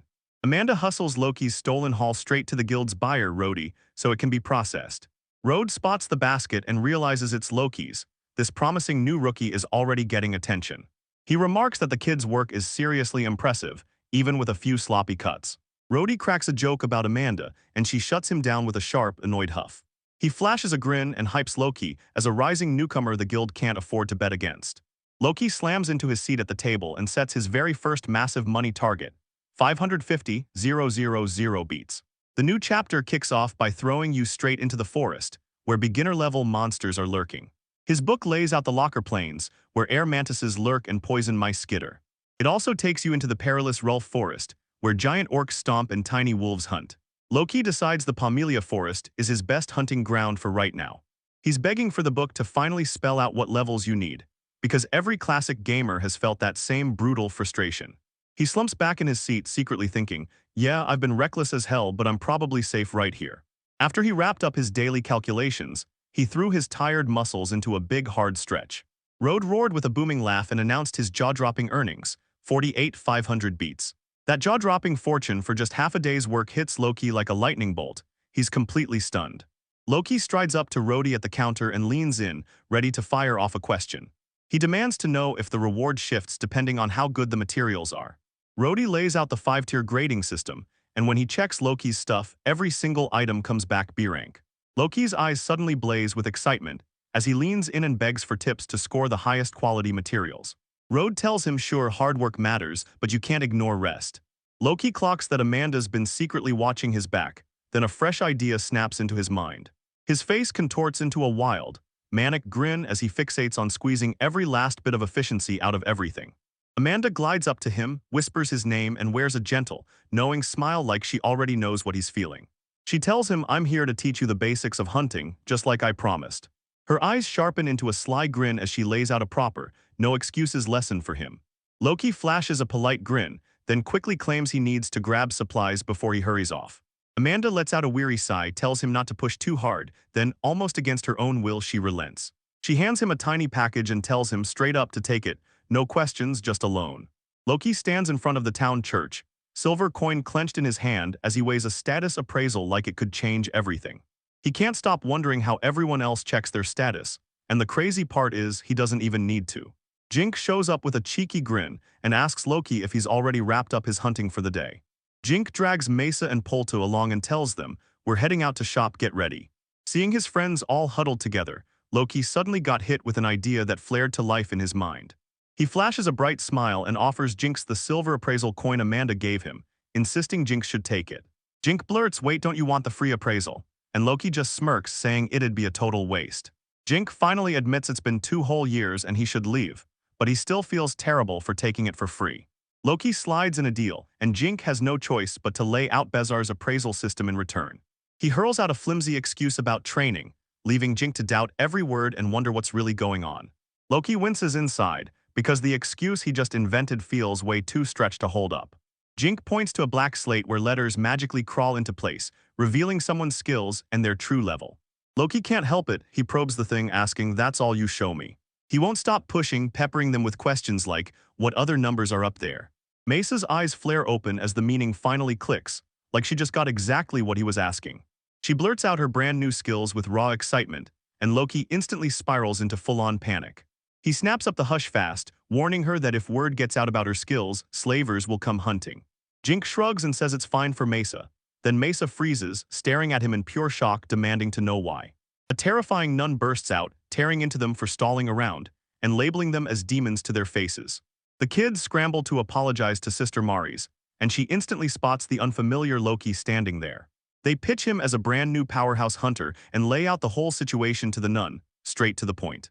Sister Maris offers her help, but Loki flashes a polite smile and turns it down for now. He flashes his sharpest business smile, thanks her, and vows right there that he'll grind twice as hard. The nun beams at his manners, pats his head, and reminds him clear as day that the goddess is watching every move. She tells him to rack up virtue day after day, so the goddess's blessings will finally find him. Loki inwardly sneers, convinced that the blockhead god who sent him can't possibly be watching. He realizes the kids don't just learn in fights, they level up every single day through real life. For a hunter like him, there's only one efficient road ahead: monster subjugation. Jink blurts out, "All right, let's go," and they waste no time heading out to do their shopping. Loki nods and bolts back immediately, because he's got to make it before his end serves up dinner. Mesa, Jink, and Pata flash bright smiles and wave them off like it's the best kind of goodbye as they go their separate ways. Loki lifts his hand and waves goodbye, but loneliness hits him hard as he trudges off alone. He rushes right back to the plain, rustic in where he's staying. He slips into his bare little room and exhales a tired, low sigh like all the fight just drained out of him. He plops down at his table, grinning at the fish dinner, because the thought of meat right now makes him turn his stomach. His face hardens as he looks back on the day's brutal bloodshed. A horrifying vision of monsters ripped apart crashes into his mind. This isn't some game. This world feels painfully real, and as he looks back, he remembers the godchild's handmade lantern glowing in his mind. He glares at the flickering lantern, and Dongri's smug grin comes flooding back like a punch to the gut. God's voice slams through his mind, bragging nonstop about how it made everything. Now he gets it, stacking virtue is just a fancy way of saying you're racking up experience points. The natives don't sweat game mechanics at all. They've got other ways to level up, and that's how they grow. They've got no idea what's really going on under the surface, because he sees those hidden systems like it's painfully obvious. He flicks his gaze to his status screen, and that massive skill list of his turns into a secret weapon. He can spot skills in people, skills this whole world doesn't even realize are possible. He decides that this status appraisal is nothing more than a fancy box sticker, a way to qualify them, nothing else. With those visualized stats in his head, it feels like an undeniable cheat every time. Remembering his old days as a gamer, he finally gets why this world feels weirdly familiar. He can't stop replaying Amanda's kindness and the kids' pure, trusting hearts. He can't deny it anymore, he's been using them for his own gain. In his old world, those kind of selfish thoughts would have been totally unthinkable to him. But right here, he just knows asterisk. Every last effort he's pouring in will forge him into the real deal. A terrifying god avatar flickers onto the screen, proof of how badly he hungers for power. He refuses to dredge up the miserable, powerless version of himself. He's terrified if he doesn't grab this chance right now, he'll just sink back into the same emptiness and rot again. He flashes a quick thought, maybe he should just ask to be sent home before he loses his chance. As the lantern dies out, his room gets swallowed by crushing darkness. In the dead of night, he can't stop thinking about the demon lord, an unstoppable figure wrapped head to toe in pure black. He remembers the legend of the demon lord Loki, crushed by the hero Takuya. A dark fantasy grips the land. He's going to rise, become the demon lord, and conquer this whole world. He snaps back to reality, raking his head in fury at that fickle god. He decides to live for himself, no matter what excuse they used to send him here. But for a breath, the faint memories of his three friends hit him like a pause button. Glancing out his window, he can't stop wondering if he should finally spill the truth to them. The very next morning, he snaps awake in raw agony. His body feels like a brick and his legs scream with pain. He finally realizes his brutal training crushed his body and he's only 14. He can still hear the godchild's taunts in his head because that presence is gone completely, totally wiped from the world. He slumps into his chair at the table, staring down this brand new physical limit he's got to fight through. Turns out he doesn't even have a stamina stat, so he's fighting back by starting a full-on jogging regimen. He decides to take it easy today, planning a quick, easy run and nothing more. His easy jog gets yanked to a stop when he spots it again, monsters tearing into people right in front of him. He watches stunned as one of the women slams to the ground, panicking hard. His eyes pop wide with shock as he finally spots the danger and realizes people are trapped in it. He snaps into motion right away, shouting that he's on the way to help. To his shock, one of the women swings back with a rolling pin like a weapon and refuses to back down. Once the final monster drops, he fires off a question, "Are you all okay?" checking on the women right away. The fierce woman towers over her companion, then whips her gaze back to Loki like he's the next problem she plans to crush. The guild's tavern owner breaks into a warm smile and thanks him, right there for looking out for everyone. Back at the guild, he caught other hunters whispering, gossiping about how terrifyingly strong the tavern owner really was. Walden the buyer is stunned when Loki comes back from his hunt way sooner than he expected. Loki lifts his empty basket and smugly says he already crushed his daily quota. While Don watches, impressed by his steady grind, and calls him a real promising prospect. Loki finally admits it. He hates standing out, and all that attention feels like a problem he can't stand. He refuses to cut his income, but he knows he has to hunt down a whole new strategy fast. He's got one dream burning in his chest: stack 5 million beats for the gear he'll need to finally take on the locker planes. Waldane tells him to unload the extra materials to specialty shops, so no one starts sniffing around. Loki remembers how the tavern owner shocked him with raw strength, and that little detail clicks into place like the next piece of the puzzle. He finally realizes that selling the proofs to the guild and hawking the materials somewhere else pays way more. This lets him earn a solid reputation quietly, without drawing a single suspicious glance. Walden says this is the exact move you need to climb the guild ranks. Loki starts to sweat as he realizes he's lugging huge stacks of reward money on his own body. With a slick grin, Walden leans in and asks if he realizes the money has to be deposited. Loki freezes in shock when he realizes promotions come only after you cough up a deposit. He blasts out of the guild, veins blazing with fury, because Amanda never once told him any of this. He pictures his 5 million getting snatched in an instant, and in the same breath, he's left with absolutely nothing. Watching his hard-earned savings vanish into an empty chest crushes him with pure despair. He storms through the market, and right on cue, he crashes into an armored man. He spots the man slipping out of this super elegant shop like it's nothing, yet something about it screams trouble. He blurts out a quick, heartfelt apology to the elderly man for his carelessness. With his rage finally gone, he leans into the shop and spots it. This is a jeweler's. Loki struts into a fancy shop, and a mysterious cloaked stranger greets him like they already know his name. The woman leans in and asks, "So are you here to buy magic stones or sell them?"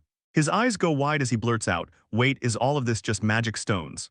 She clocks the way his face lights up with pure kid-like awe, totally hooked on everything she has on display. Spotting his interest, she leans in and offers him a special lesson, one meant just for him. With a mischievous grin, she tells her straight up, what a stone's color is what element it belongs to. Loki proudly holds up the tiny glowing stone he just ripped from a flower mole. The moment he spots it, his eyes light up. He's staring at an elemental magic stone. She tells him that colorless stones are what you use every day, but the colored ones, those are the rare, special kind. A sudden spark of understanding slams into Loki's mind. She reveals a game-changing secret.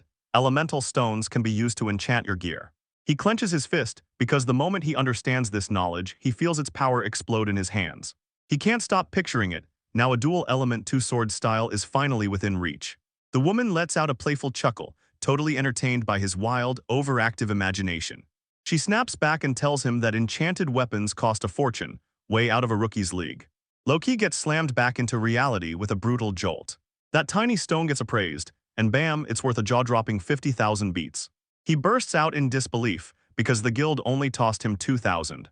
She leans in and tells us earth stones are prized like gold, because builders crave them for construction. He scratches his chin, and even though it drives him crazy, her economic logic clicks into place too perfectly. She tells the future hunter to come back when he's got more money. Loki stumbles out of the shop in a daze, letting out a heavy sigh as fresh possibilities spark in his mind. He just realized his financial goals are about to get way more complicated than he ever expected. His mind starts racing with wild fantasies of a devastating combination of powerful spells. Just as his mind is laying out the perfect plan, dinner time crashes in and hijacks his thoughts. A sudden, intoxicating aroma crashes over him, yanking his attention instantly. His imagination spins up a sweeping, exotic vision of India. He chases that fragrant smoke, pulled like gravity straight to whatever's causing it. He yanks the door wide open, but in his gut he still swears it can't be. No way it could possibly be. Curry, he shouts it, and the moment the dish hits his senses, he knows it's that one instantly. The turban-wearing chef leans in and asks if he's ever tried his legendary dish, Kayori. Loki's grin lights up as he confirms he knows it all too well. The chef's jaw drops when his customers start showing off far more knowledge than they ever should. He leans in and asks, so is Loki really ready to sit down and dig in? He finally drops the bombshell. His one and only dish rings up a jaw-dropping 9,000 beats. Loki's jaw drops when he sees how wildly expensive one single meal is. But his body won't stop shaking, aching for that familiar taste of home. He slams his money down with zero fear, daring them to hand over the bowl anyway. The chef's eyes light up. He's genuinely blown away by the boy's unshakable conviction. Loki's eyes glitter with pure anticipation as the dish hits the table. That first bite crashed into him like a flashback, yanking him back to his old life and those curry lunches he used to pack. He digs in and takes his first blissful spoonful. That scorching, fiery spice detonates on his tongue like a wild spark. He yells that the dish is so brutally spicy, it's actually stabbing his pain receptors. He fights tooth and nail against the brutal heat, but that deep, rich umami hit is so ridiculously delicious it feels unreal. He scrapes that bowl so hard it comes out spotless, leaving not a single drop behind. He's like, what the my spoons won't stop moving. He pushes his chair back and stands up, finally done with his meal. He smacks his hands together and thanks the chef again and again, like he's bursting with gratitude. He flicks a wave and strides out of the restaurant like he's leaving his whole world behind. He's staring at the chaos like 9,000 beats for one meal. That's just absurd. That insane flavor still haunts his mouth, lingering long after the last bite. He darts along with a grin, already tasting that familiar flavor in his head as the chef waves him in. He can't help but wonder if someone else from Earth is out there, maybe even close by. The chapter title page hits you with a steaming, mouth-watering bowl of curry that looks downright unreal. A flashy sign outside the shop screams that there's only one dish, and it'll cost you 9,000 beats. Loki admits the meal hit the spot, but the danger's still there, so he decides he has to stay razor-focused from now on. The chapter's title page hits again with a steaming bowl of curry, steaming like it's taunting the next twist. The sign flashes once more, one fancy dish, and it'll cost a whopping 9,000 beats. Loki steels himself and tells his own mind, next time be smarter, be careful. A brand new third chapter pops up with a title page that teases a mouth-watering curry like pure temptation. The sign flashes again, screaming that the dish still costs 9,000 beats. Loki isn't just asking for more chances. He's determined to stay sharp, think smarter, and choose his moves more carefully. As he strolls along, a woman's voice snaps out his name. She recognizes Loki in an instant. As he comes closer to her home, she starts talking about her daughter like the whole world hinges on it. She declares loud and proud, "I'm Mace's mother," and Mace immediately fires back with a joke. So which one of us is the father? Loki's jaw drops when he realizes he's stumbled into Mace's family apothecary. He swears he's seen her somewhere before, and when she nods back, she reveals she's out here foraging too in the same forest. Loki gets identified the second a woman's voice cuts through the air. As he nears her house, she blurts out talk of her daughter. She steps in and says, "I'm Mace's mom," and Mace immediately laughs, claiming he's basically got the title of father covered.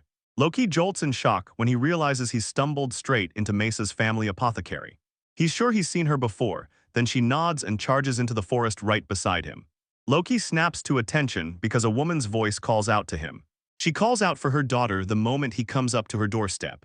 She stands up and says she's Mace's mom, and her son instantly cracks, "So you're the father." Loki blinks in disbelief. He's stumbled right into Mace's family apothecary.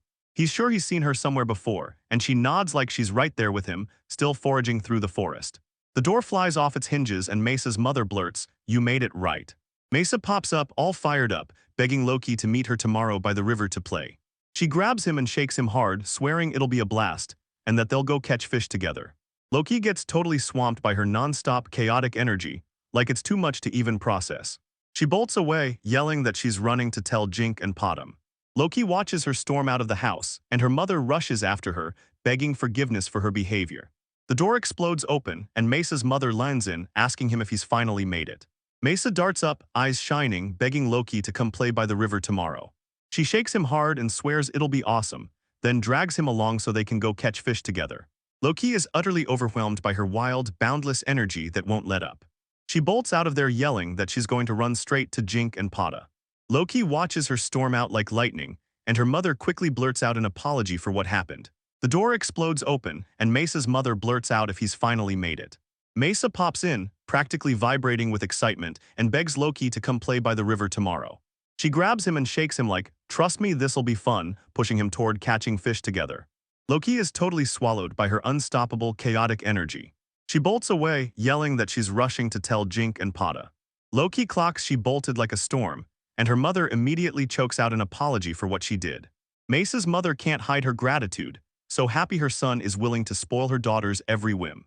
Loki flashes a warm smile and says it sounds like a blast to hang out with all three of them.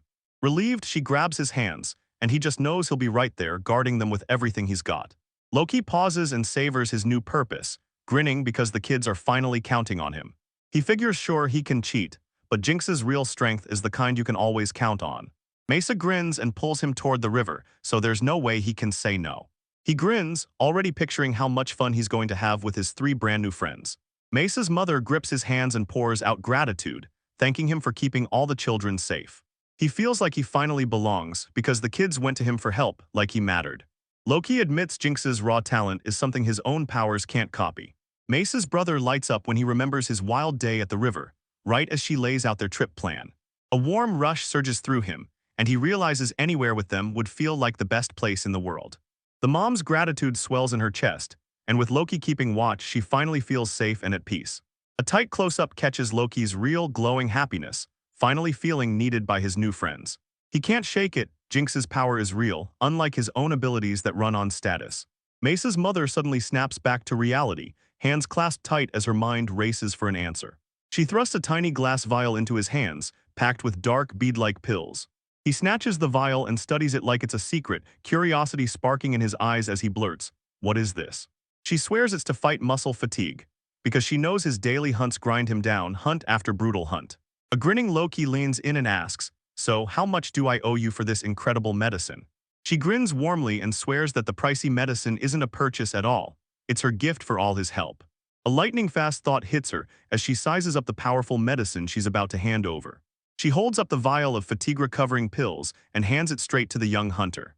He stares down the mysterious vial, turning it over like a puzzle, desperate to figure out what it holds and why it even exists. She sees how brutal his days are, and she steps in with a recovery aid so powerful it feels like instant relief. Grateful Loki leaned in fast and practically begged, "So, what's the price of that miracle cure you've got?" She leans in and tells him the price is brutal, but it's her way of thanking him for his bravery. Mesa's mother stops mid-breath, eyes softening as she remembers what that gift is truly worth. She slid the precious medicine vial right into Loki's own hands, like it was made for him alone. Loki eyes those mysterious pills, brow cocked, and blurts out what they're supposed to be. She sees how brutal his work is, and she hands him a medicine meant to get him back on his feet. Loki can't stop smiling, realizing this powerful remedy could supercharge every single step of his training. She insists that the pricey medicine is her way of thanking the one who saved her daughter. Loki's flustered, he's arguing, insisting he has to pay for that insanely valuable item, no matter what. Mesa's mother freezes mid-breath, a bead of sweat sliding down her cheek as she fights to find the right words. He clocks the flush in her face and immediately wonders if that medicine packed some brutal side effects. She flat out admits the medicine costs a fortune, then insists he take it anyway, no arguments because it's on her. Loki suddenly lights up with a bright, joyful realization. She finally sees what her real intentions are. He realizes this medicine is brewed from rare, hard-to-find ingredients, and the effects hit like a storm. He insists no way, no how, he can't accept something that valuable for free. His relentless push leaves her rattled, and she scrambles to find the right words. His sharp mind clocks every twitch of her face, piecing together just how brutally strong that medicine is. She insists she can't, with a clear conscience, let him foot the bill. A light bulb flashes in Loki's head as it finally clicks. He sees the truth of what's really going on. It hits him this isn't charity at all, it's a stake in him, the one who's sworn to guard her kids. Clinging to his principles like a blade, Loki refuses handouts and insists on paying his own way. Mesa's mother is completely stunned, swept up by his firm, respectful politeness. He snaps the real truth about the medicine into place, clocking it all from her tiniest tells. She wraps it up as a gift, but he knows deep down the real price is way too high for him to ever afford. It hits him all at once. Her generous offer was never just kindness. It was a message with a deeper meaning. He understands just how priceless those rare herbs are, the same ones that get turned into the remedy. Right before he leaves, he blurts out, "Can I grab some stomach medicine?" He snatches the gift with a grin, thanks her like crazy, and vows he'll come back later to buy even more. Mesa's mother and brother lean on the porch rail, watching their protector disappear into the distance. The very next day, Jink and Pata spot Loki and yell for him to come over. Right before Loki storms out of the apothecary, he grabs one last practical item he can't afford to miss. He snatches the medicine with gratitude, then vows he'll be back as a regular customer. His family gathers at the door and sends him off, because now their protector is finally ready for what comes next. Jinx hears it's happening. he shouts, and the whole day of fun is about to burst wide open. Loki storms out of the apothecary, fully stocked and ready to tear into the day's adventure. With the precious vial of medicine clutched in his hands, he blurts out heartfelt thanks like it means everything. Mesa's mother watches him leave, trusting her hard-earned investments to his steady hands. Jink and Pate greet Loki had everything ready and were gearing up for their trip to the river. The whole arena was buzzing, chants roaring at them to sprint, now so they'd finally get moving. As they stride on, Jink clocks that Loki just bought a spear and swears it's more than enough. Jink steps up and lays out the plan. He grabs the guard duty for himself, then hands Loki the watch. A little chibai Loki tilts their head, staring off like, so how long are we going to be on this journey? Mesa is practically bouncing out of their skin, buzzing with excitement as their adventure is about to kick off. Jink clocks Loki's fresh cheap spear, smirks, and says it'll do just fine for their trip. He steps up and takes control, keeping himself and Loki on guard while Pada hustles along with all the gear. As they slip out of the town's gates, Loki starts clocking their travel time in his head, like he's already mapping every second. Jin casually drops that the walk will take about 2 hours, while Loki just stands there utterly stunned. The crew grins and pushes through the forest for a full 2 hours, sprinting toward their playground. He craned his neck and stared up at those towering trees, stunned by just how wild and unreal this whole world feels. Loki was left utterly stunned when Jinx casually guessed the trip would take just 2 hours. The kids chew through the brutal trek through the untamed woods like it's nothing, just a casual stroll. The sheer size of that ancient primordial forest still blows Loki's mind. Jinx's effortless 2-hour trip leaves Loki completely gobsmacked. For the kids, that 2-hour trek to their favorite spot feels like no big deal at all. Loki is snapped back to reality when this world's wild, untamed scale hits him all over again. At the river's edge, Loki snaps in a deep breath of that sweet fresh air, pure happiness flooding his chest. Mesa creeps along the riverbank, inching over sun-warmed stones like every step is a secret. Jinx winks and tells them to get ready for lunch, all while needling Loki for coming up empty, zero fish, not even one. As the river drifts by in total calm, a deep soul-filling peace and joy washes over him. In the patchy sunlight, Mesa prowls along the water's edge, hunting for something exciting. Jink grins and playfully taunts Loki for his total, hopeless inability to fish. Fresh, clean air and stunning scenery wash over Loki, and a wide, real grin lights up his face. Mesa's in pure bliss, splashing and playing by the river in this picture-perfect moment. Jink shouts it's lunchtime, and Loki hangs his head, confessing he totally blew it as a fisherman. Loki sprawls out on a huge rock, soaking up the calm like it's finally letting him breathe in peace. Mesa finally spots her mom's bento, and Pada cracks a grin, offering to share his own catch with her. Jink needles Loki about his awful fishing, and before Jink can smile, Mesa snaps at him hard.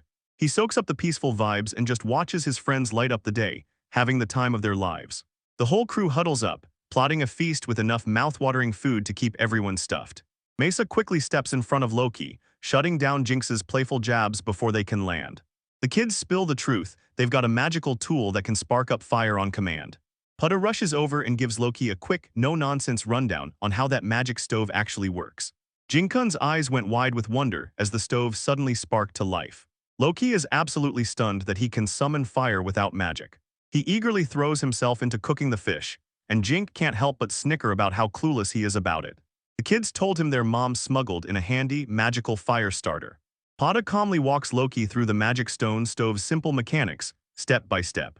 The boys are totally spellbound as the magical device snaps to life, bursting into flame with one instant spark. Loki just gapes at the tiny box-like device, stunned by how unbelievably convenient it is. He lifts the fish high and blurts out, all fired up, that it's time to cook the one they just caught. Mesa tells everyone her mother packed it, and Jink snaps to attention, calling it a magic fire starter. Pada flashes Loki a fast rundown, showing him the magic stone slot and how to flip the switch. With a tiny poof, a little flame sparks to life and the kids' wide eyes light up with pure awe.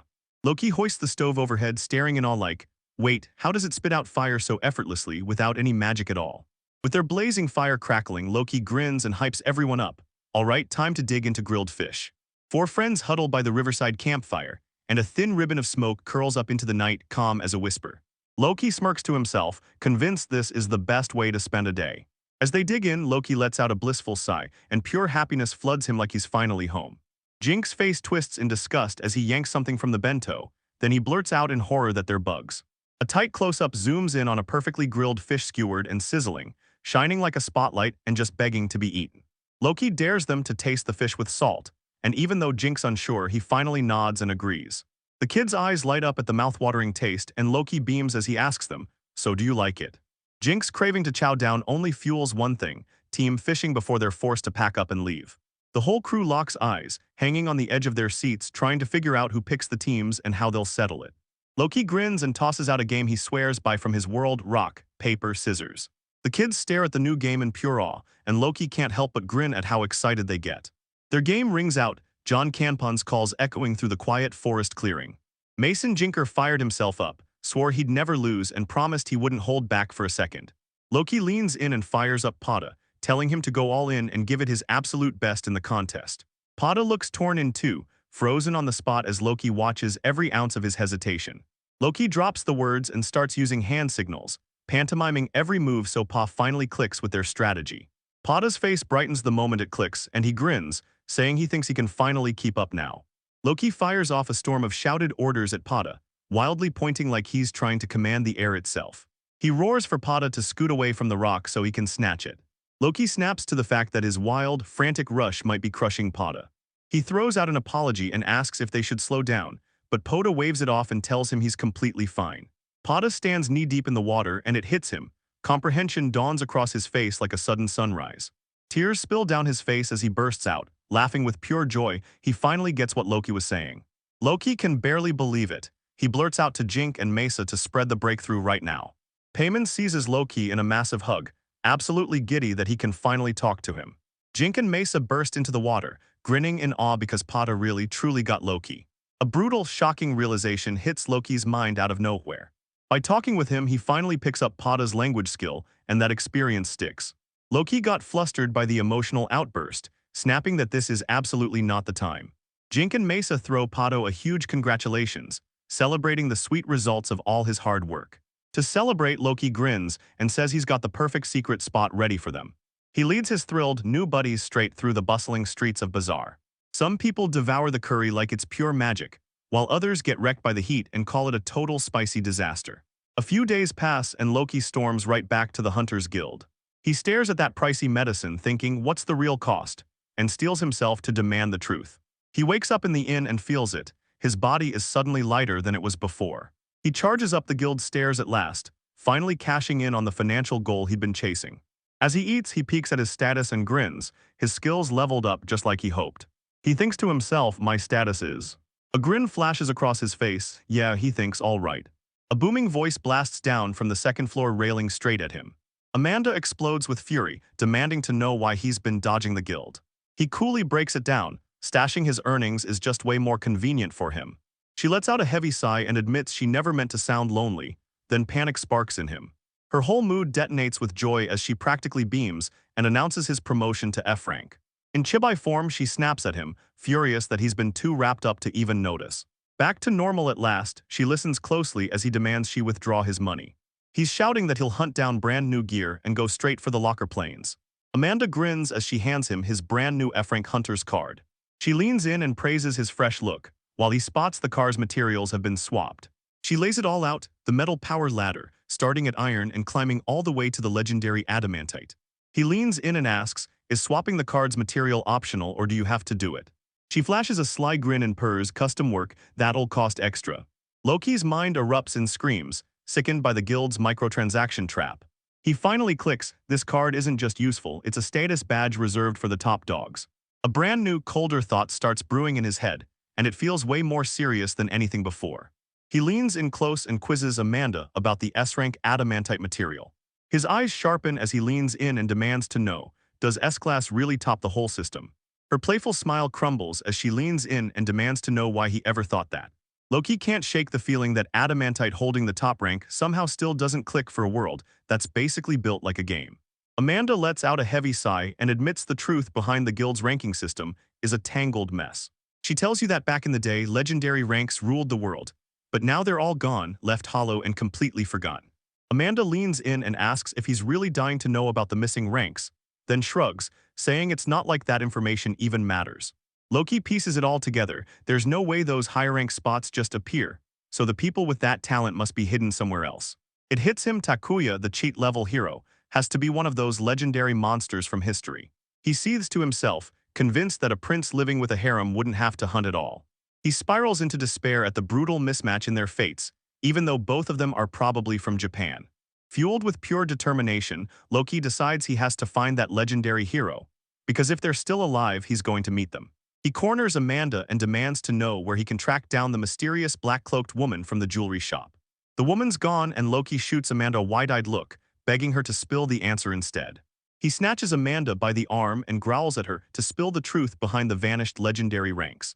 After crushing Loki, he mutters that Amanda's intimidating aura hits different today. He stays hunched there, still stunned by the raw punch of her personality. He snaps himself back into focus, locking onto the goal right in front of him. His brain suddenly fires up a brand new land prep tour checklist for his next expedition. He shouts that by morning, the locker planes will be stacked with brand new weapons and armor.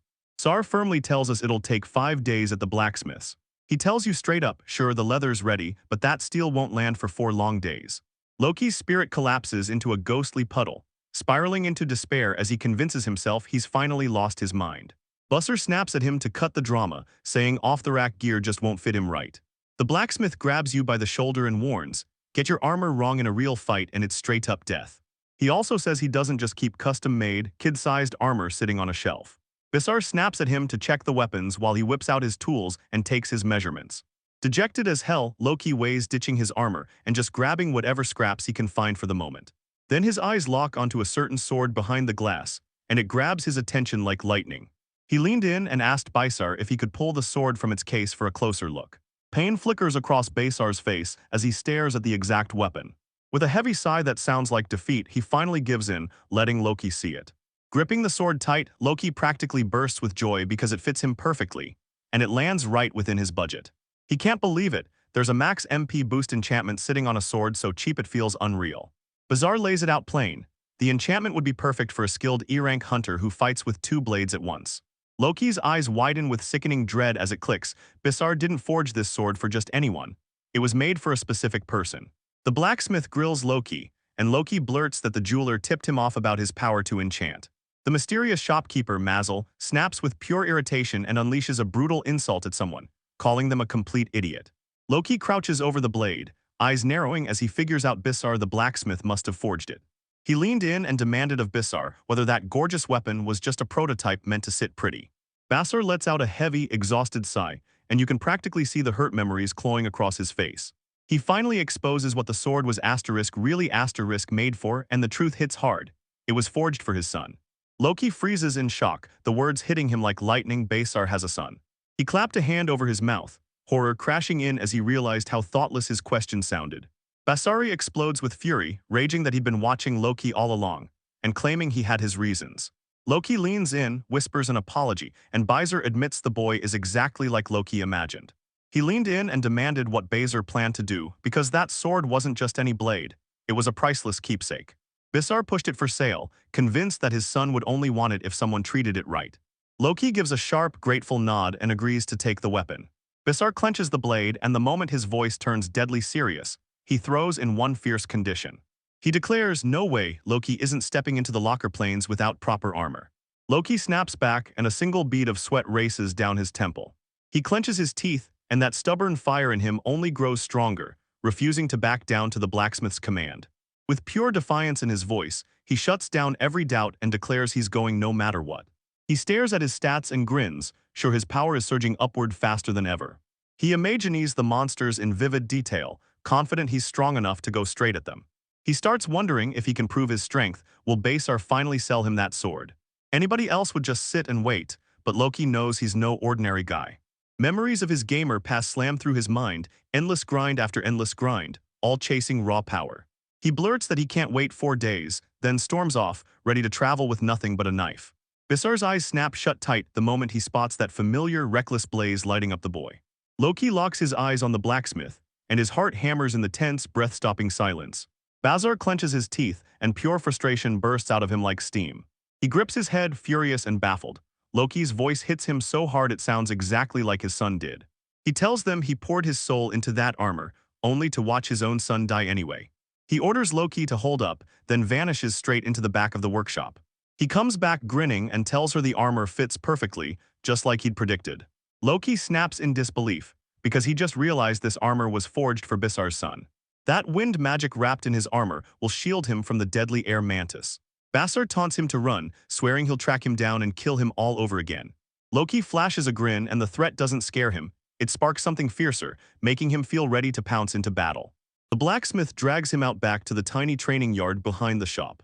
Loki's fully geared up and Basar tells him to swing, so Loki steps forward, blade ready to prove itself. He clamps his fist around the hilt, and as the blade's weight settles in, its tragic history feels heavy in his bones. He can feel it, the sword's been waiting for a real owner, someone who actually wants it with all their heart. Basar asks what it feels like and Loki grins, saying it's light and it fits him perfectly. He surges with fresh speed and razor-smooth grace, and the gear feels like it's fused to his skin. With every swing, he feels the blazing weight of the Sun Warriors who came before him. His blade slices through the air like it's part of his will, singing with every deadly swing. He whips around to the bison, lowers his head in a solemn bow, and vows he won't die. A game-style screen flashes the shocking news. Loki has grabbed the imbued armor and sword. Loki finally exhales, like the whole universe's tutorial just got shut off. As soon as he can, his practical side snaps into gear and he brings up the payment. Basar shuts it down cold, but Loki won't back off. He demands Basar buys the equipment no matter what. The blacksmith bellows never for sale and shuts it down cold, no payment, not a single coin. Loki snaps back just as hard, shouting that he's got the money and he'll pay up. Their hilarious argument bursts out onto the street, and the townsfolk passing by can't stop laughing. Loki storms off, muttering through clenched teeth about that stubborn old man who handed him a legacy. He stares at that weird game-like event, and his emotions churn into one tangled, unforgettable mess. He bursts into his next destination, wearing grim resolve like armor. Right in front of him towers the town church, the last piece of his preparation before everything kicks off. He steps in, realizing this is his first time. Still, he's already met Sister Mary's. The sanctuary sprawls wide and breathtaking, all of it ruled by towering statues of 6 goddesses. Sister Mary's beams at him, praising him like a proud mom and saying he's become an outstanding hunter. He leaned in and asked the altar person one burning question. Were they praying to the goddesses? With a sly grin, he pretended he didn't know and pressed the nun for a status appraisal. He puts on an act, pretending he's annoyed that he can't see the results on the slate. He can't help but think how awesome it is to be able to check his own status whenever he wants. He smirks and asks if the appraisal results change depending on how big the donation is. The nun clenches his cheeks with fury and screams that there's no way something like that could ever be possible. Loki rubs his battered face, then presses on, firing off more questions without backing down.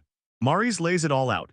Those massive donations the fan-melt theocracy raked in are what bought them special invitations. She bursts into laughter, telling him it's nothing. No country bumpkin should even lose sleep over it. Loki wrinkles his nose, instantly catching that unmistakable scent of money and pure power. That fan-melt theocracy looks like a country powered by pure wealth.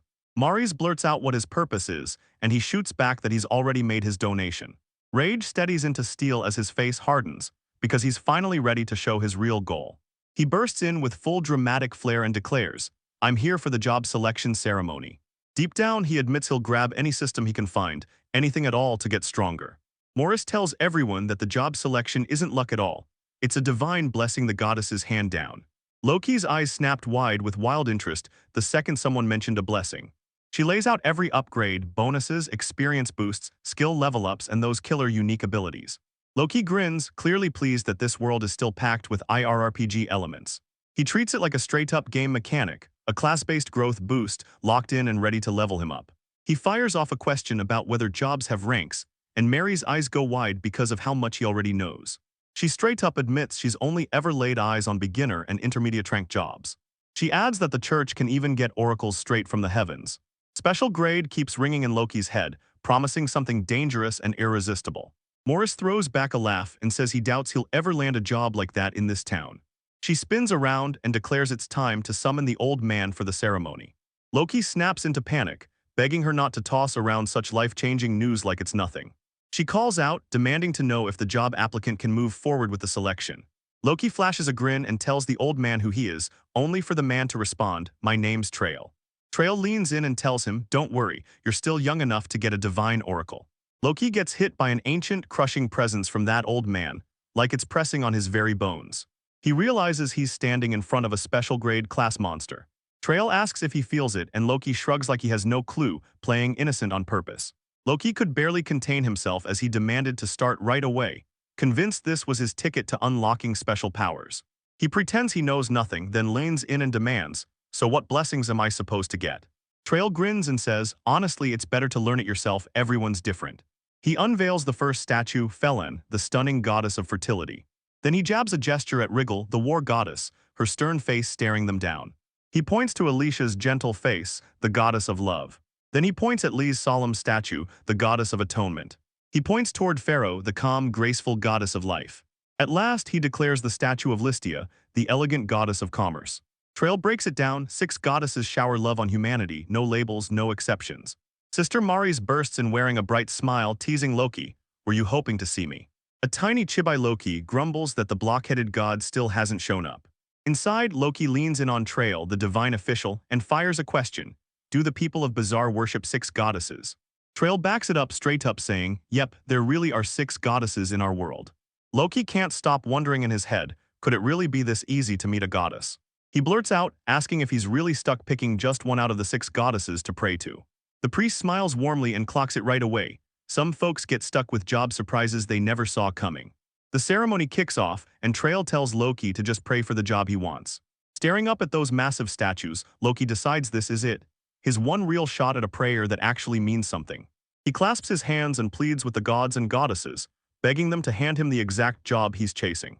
He throws his prayers toward a melee class that hits hard and grows a rock-solid defense. Suddenly, a chilling presence slams into his senses, and he can't help wondering what the hell he just picked up.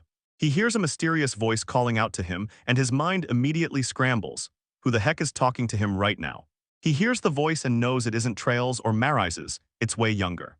The church shatters to nothing, and suddenly he's standing in an open field, face to face with 3 ethereal women. First, there's a regal goddess, long blonde hair flowing, sharp pointed ears catching the light like she owns the whole sky. The second one looks soft and sweet, a goddess with flowing light brown hair that seems to glow as she moves. Third comes a goddess with a razor-sharp black bob and a cold, unreadable stare that makes your skin crawl. That gentle goddess squints at Loki, curious as hell, and demands, "So who are you?" Loki's jaw drops when he realizes they're goddesses, right as a furious shout slams the moment shut. The blonde goddess lets out a thunderous roar, demanding that he'll only answer the questions they put to him. A power he can't see hits Loki like a wrecking ball, slamming him to the ground and stealing the breath from his lungs. In the crushing dark, a flat voice snaps out that his existence doesn't matter, like he's already been erased. The black-haired goddess declares with absolute certainty that he doesn't belong in this world, like a foreign object fallen from somewhere else. Eyes blazing with chilling intent, she lunges forward and vows she'll erase him. Loki gets pinned to the ground, and the sheer finality of her words hits like a death sentence, freezing her in terror. He clenches his teeth and snaps at her to stop, because this is no fantasy. The gentle goddess steps in right there, begging them, "You can't stop me, I don't even think we've heard the story yet." The weight finally eases, and Loki bursts up for air, shaking hard from the shock. He gasps like death's one breath away, while the goddess turns to him and apologizes for everything they did. She drops to her knees, begging him to tell her who he is and why he's here. He begins to tell everyone, "I'm Loki," then stops dead, like he's terrified he's about to give the wrong answer. He tells you his real name is Madhu Yujin, and that someone ripped him out of another world and dumped him here. The goddesses whisper that he got trapped in a brutal rift between worlds. Loki tries to spill the truth about the blockhead god, but the words won't come out. The goddesses realize their divine thoughts are getting picked apart and read aloud, but then they feel it, something crucial is missing. Loki's breath catches as panic hits. Then he realizes they can read his mind, so if he lies, they'll catch it instantly. The goddess finally confirms it. She says they dragged him there by force into the white space. The black-haired goddess cuts straight to it and bluntly asks, "Did you lose your memory?" The blonde goddess drops the truth. Her divine eye can't see a single one of his skills. He can't believe it. He's sitting there like, what are they even talking about? As they discuss something he has absolutely no way of knowing. The black-haired goddess cuts in, saying he has to be a terrifying force.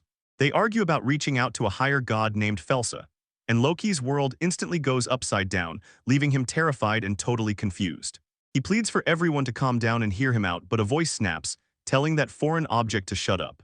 Loki finally blows his top, snapping that he's done with all their nonsense. The moment he snapped back, 3 goddesses froze in shock at his wild, defiant roar. He snarls that every god is nothing but selfish, random, totally pointless idiots. The blonde goddess spits out a chilling verdict. His insolence deserves 10,000 deaths. Loki cackles like a maniac, firing back that it was them who tried to kill him first.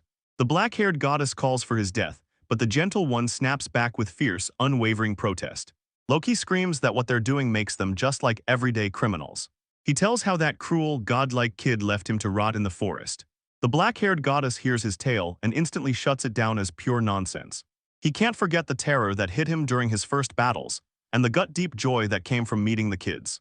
He'd barely started getting used to this new life, yet he'd already decided he wasn't going anywhere. Tears pour down his face as he begs, voice breaking, screaming, "What did I do that was so wrong?" He remembers every kind soul in the bazaar who took him in, cheered for him, and praised him like he mattered. His old life was finally gone, and these very gods almost stamped out his new one for good. He can't stop wondering if reincarnation is real, and if somehow he'll get reborn into a life that finally feels like an upgrade. He just wanted to finally earn his place, live in a world where all his grinding actually paid off. That gentle goddess meets his gaze, and her expression melts into pure understanding. She leans in and asks him again, soft voice, hard stare, who he really is. Tears streaming, Loki blurts out that he has no clue, because he's not some god at all, just a regular man who loves living in this world. She nods, takes his answer, then leans in and demands one final confirmation from him. She shoots him a question: did he grab any skills before he got pulled into their world?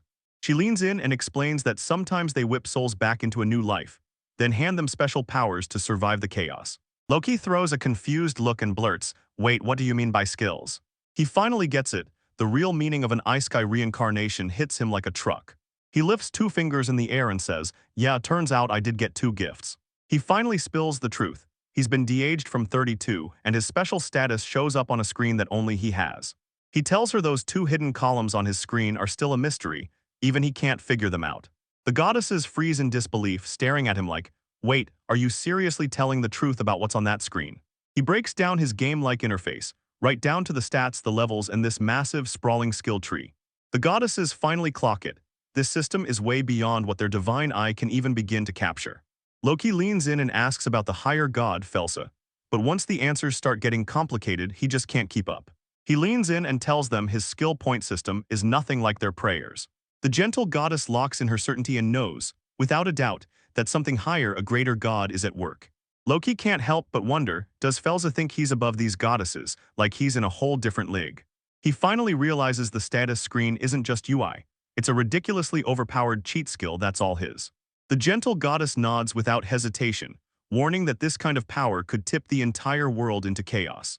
She doesn't feel a single hint of malice in him, but his vibe still feels wrong, like something unsettling is lurking behind his attitude. Now the goddesses finally get the whole picture, and they know exactly why he's furious. The 3 mighty deities bowed in perfect sync, pitching forward and begging for his forgiveness. Frozen with shock, Loki swallows his pride, accepts their apology, and fires back with one of his own for the brutal words he just spat out. He leans in and reminds them why he came to this church in the first place, his original purpose. With a hopeful grin, he leans in and asks if there's really no way he can land a job. He can't shake the thought that maybe he just doesn't have what it takes to be a hunter in their eyes. The blonde goddess leans in and tells them straight up, as lower gods, they can't hand out powers to outsiders from another world. Loki asks, "Can you send me home?" And her face falls. She tells him they don't have that power. He stands there alone, staring down 3 divine beings, and not a single one of them offers him the answers he's desperate to find. He suddenly snatches the gentle goddess's hand and blurts out that he finally understands everything.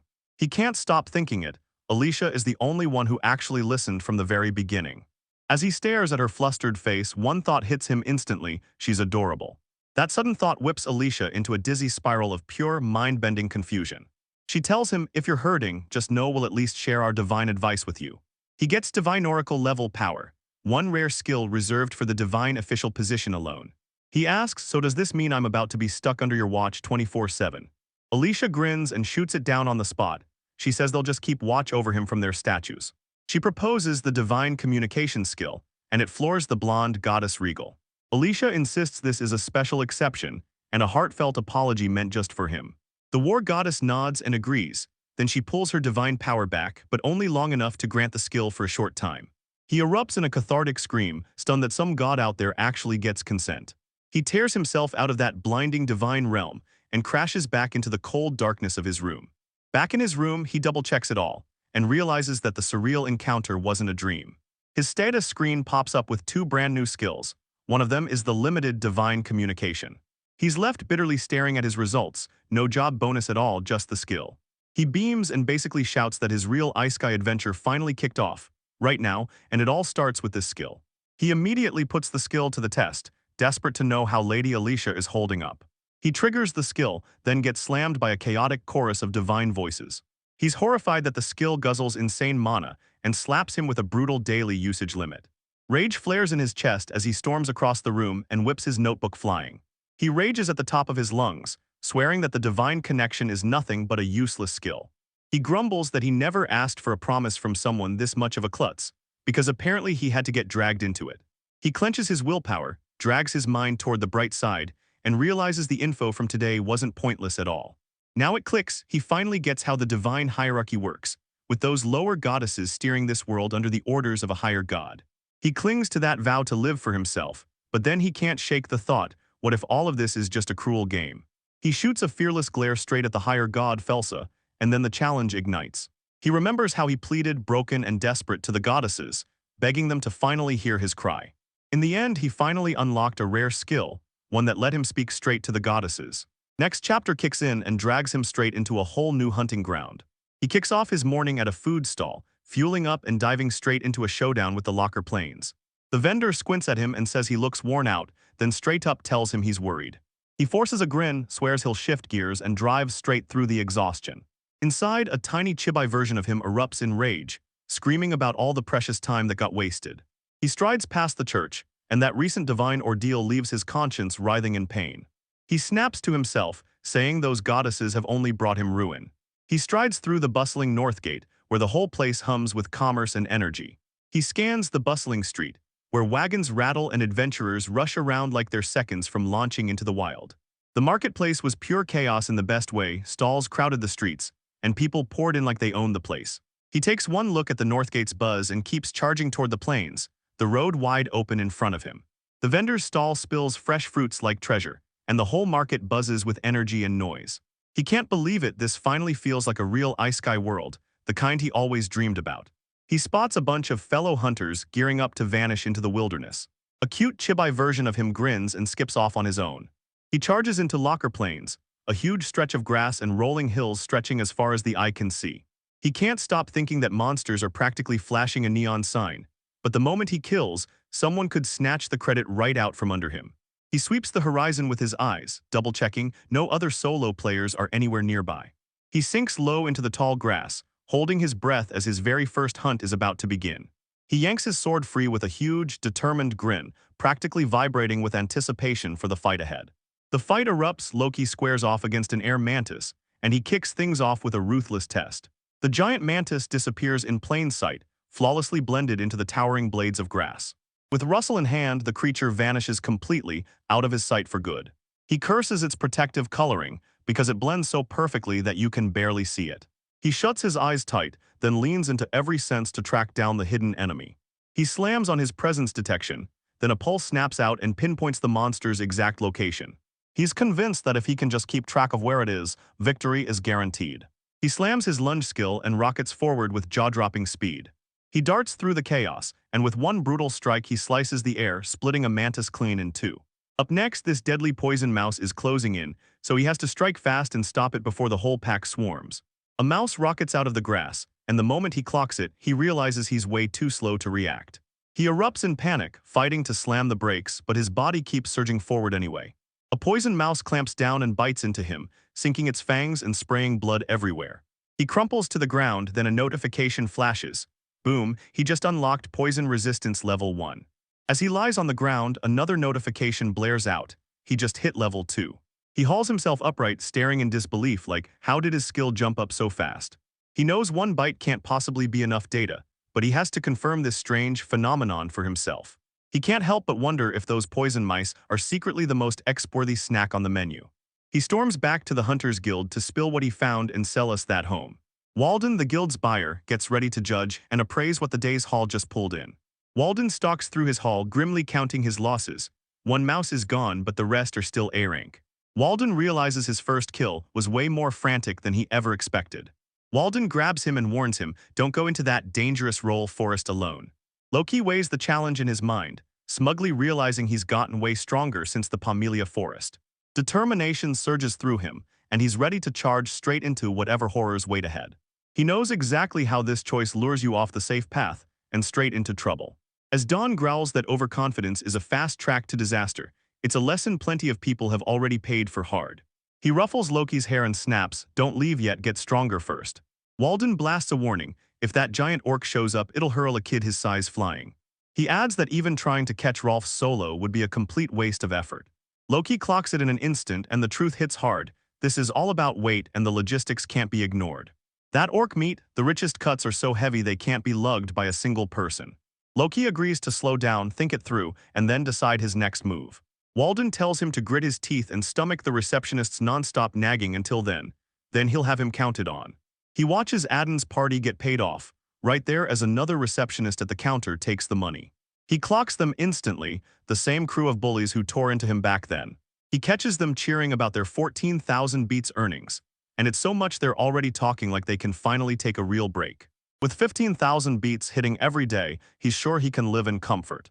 He flashes back to his first party, then waves it off hard because the demerits ruin it. He'd have to hire a porter, and that would turn into a total logistical nightmare he's desperate to dodge. He shuts the debate down in one breath and calls it the real obstacle. Their goals don't match, he's chasing power and that's it. He can't shake the memory of that tense face-off with Aden and his whole crew of bullies. Aden and his crew are crammed inside the guild, grumbling non-stop, because they just can't agree on forming a party. A receptionist raves about a brand new rookie who's been turning heads and making waves like crazy lately. Aden listens through gritted teeth, wearing pure annoyance and condescending disdain like it's stamped on his face. 4 days later, Loki cracks open his status screen in the locker planes, like he's hunting for answers. He remembers it like it was yesterday. After that mouse bite, his poison resistance shot up to the next level.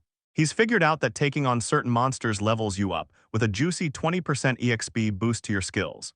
He reckons those local monsters are tougher on purpose, so when you fight them, you rake in way more experience. He realizes the smarter play is to hunt the high-level monsters right now, because they'll pay off big later. He rants that the monsters are spread way too thin, so grinding efficiently becomes a total nightmare. He finally uncovers the brutal truth of the plains. Those monsters aren't just hunting, they're tearing each other apart to eat. He can't tear his eyes away from the hunt for even a single second. He groans about the brutal 2-hour commute to and from the hunting grounds, and it just won't let up. He erupts in frustration, wishing he could lock onto one spot and hunt there nonstop for pure efficiency. He dares the universe to grant him a higher platform, one the monsters can't possibly reach. He digs up the earth magic skill he learned from the flower moles. He scraps the complicated spell and goes for a straightforward command instead. To his shock, a tiny mound of earth suddenly bulges up from the ground. His status screen flashes, mana drained, and that spell absolutely worked. He recalls his failed fire magic and realizes the truth. He'd been pushing too hard from the start. Loki drops to the ground, plants his boot, and barks, "Earth rise." A tiny mound of dirt suddenly pops up, and a chibi version of him is left staring in total shock. He clocks the brutal contrast with his busted fire magic. This trigger has to be way simpler.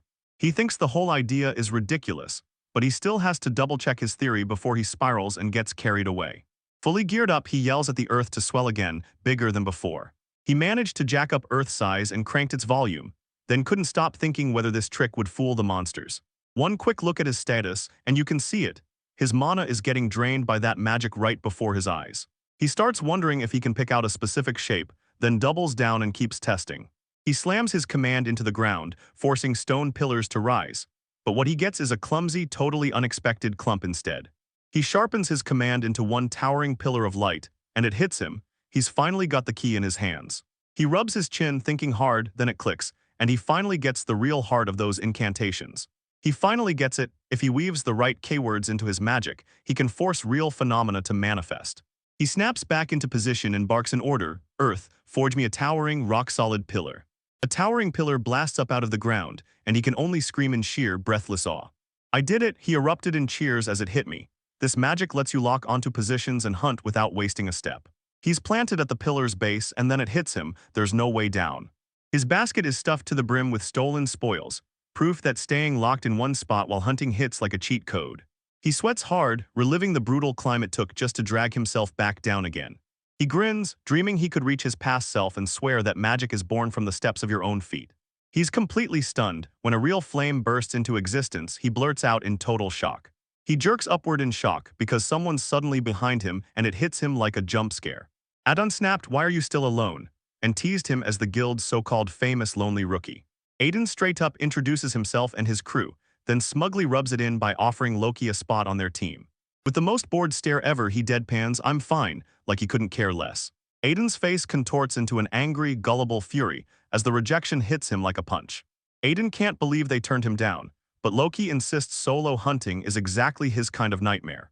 Loki's cronies start getting aggressive, but Loki just swallows his pride and apologizes for the rudeness everyone thinks he caused. Adam threatens to report him and Loki just stays cool, calmly saying he's totally fine with it. Back at the guild, he blurts to Amanda that he was totally relieved she'd been right there when it mattered. He gets it, the guild can only warn Aiden, and he immediately nods, saying, "That's all we need." He knows the guild is counting on him to fix this mess, and it's already weighing on him like a nightmare. He doesn't care about winning at all. His real fear is becoming the next target the whole town turns on. He double-checks his status and finally hits the level 9 milestone. He has to power up to level 11 or they'll come for him. Going back is out of the question. He grits his teeth and curses it. 4 days of hunting across the plains, and all he's managed is barely hitting level 9. He swore Bezar was packed with nothing but good souls. Then fate snatched him up and tangled him in trouble anyway. He gazes over the moonlit town, praying the night won't throw any more trouble his way. The very next day, he spots something brand new, and it grabs his attention like lightning. A hunter at the guild board blurts out, "This is my first ever emergency request." He grins like a maniac. "Poison mice," he says, and he wants the reward turned way up. A warning blast just dropped. There's a real chance of a mass poison mouse outbreak, all because their numbers are exploding. Sweat beads on his brow as a crooked wry grin creeps in, and the question hits him, could he be the reason? Right as he's about to head out, he clocks Aden's party, still spying on him like they never left. The whole party trails right behind him, bursting through the town gates and charging into the wide-open plains. He strides forward with full awareness, knowing those other hunters are still hot on his heels, right behind him. He expertly duels an air mantis, while his unwanted crowd watches from a distance, glued to every move. They stare baffled as Loki mutters under his breath like he's having a private argument with the world. The air snaps with tension as he finally barrels straight into the stalking hunters. He whips his back to them and growls that they're insanely annoying. He finally halts, whips around, and demands to know exactly how long they're planning to tail him. They're dripping with sweat, insisting they're just headed to a new hunting ground. Fuming, he blasts their moves as inefficient and orders them to take it somewhere else. Adams bares his teeth and snarls at Loki, accusing him of stepping into their territory. He lets out a bitter sigh, realizing the harassment isn't random, it's hunting straight for what's in his basket. He drops his basket, says he gets it, and shuts the whole thing down, because that's more than enough. I didn't look away, locked in and confused, because I could feel the rookie plotting something, and I had no idea what he was about to do. A stone pillar blasts up out of the ground with a violent roar, and it freezes Aiden so hard he can't even speak. He knows his level 3 earth magic can reach up to level 4 keywords before it drains him. The crowd can only shriek in pure disbelief as they witness power that shouldn't even be possible. "What are you?" Loki hurls a dense scream back over his shoulder, and that cold glare cuts through the air. His face lights up with pure excitement as he bursts out, "All right, this is it. The real show starts right now." He presses his hand to the pillar and feels it deepen and stretch exactly as he'd planned. He watches everyone below wrestle with it, and a wicked little thought slinks into his head. He's planted on his pillar, grinning as he declares that the hunt can finally begin, and he'll take his sweet time. He smirks down at the annoyed crowd and basically tells them, "Do your absolute best too." He lines up his weapon and swears he'll prove, once and for all, just how huge the gap is between them and him. A stone pillar towers there like a mute trophy, screaming just how terrifying his alien power really is. He lands like a phantom as the pillar crumbles to dust. His magic vanishes clean without a single trace. He realizes this spot is tailor-made for sniping, and he steadies himself, ready to launch the hunt. He slams the brakes on his plans for the moment and heads out to grab his basket. He rockets up on a brand new 5-meter stone pillar, blasting straight into the sky. A thrown rock smashes into him, and his face twists instantly with a burst of sharp gut punch pain. He screams that it was terrifying, but his deadly experiment still pulls off the win. He crunches the numbers and realizes every pillar, summoned or undone, burns a total of 26 mana. His face lights up with pure joy, because he just knows this will finally steady his hunting across the plains. He thrusts his sword up to the heavens, swearing he'll hunt down even more monsters without mercy. Back at the guild, he's completely wrecked, and with a heavy sigh, he finally admits he totally got carried away. The buyer orders him to drop the basket, then promises he'll come check it again soon. He slaps down a second basket too, packed to the brim with the kind of homegrown glory only he could pull off.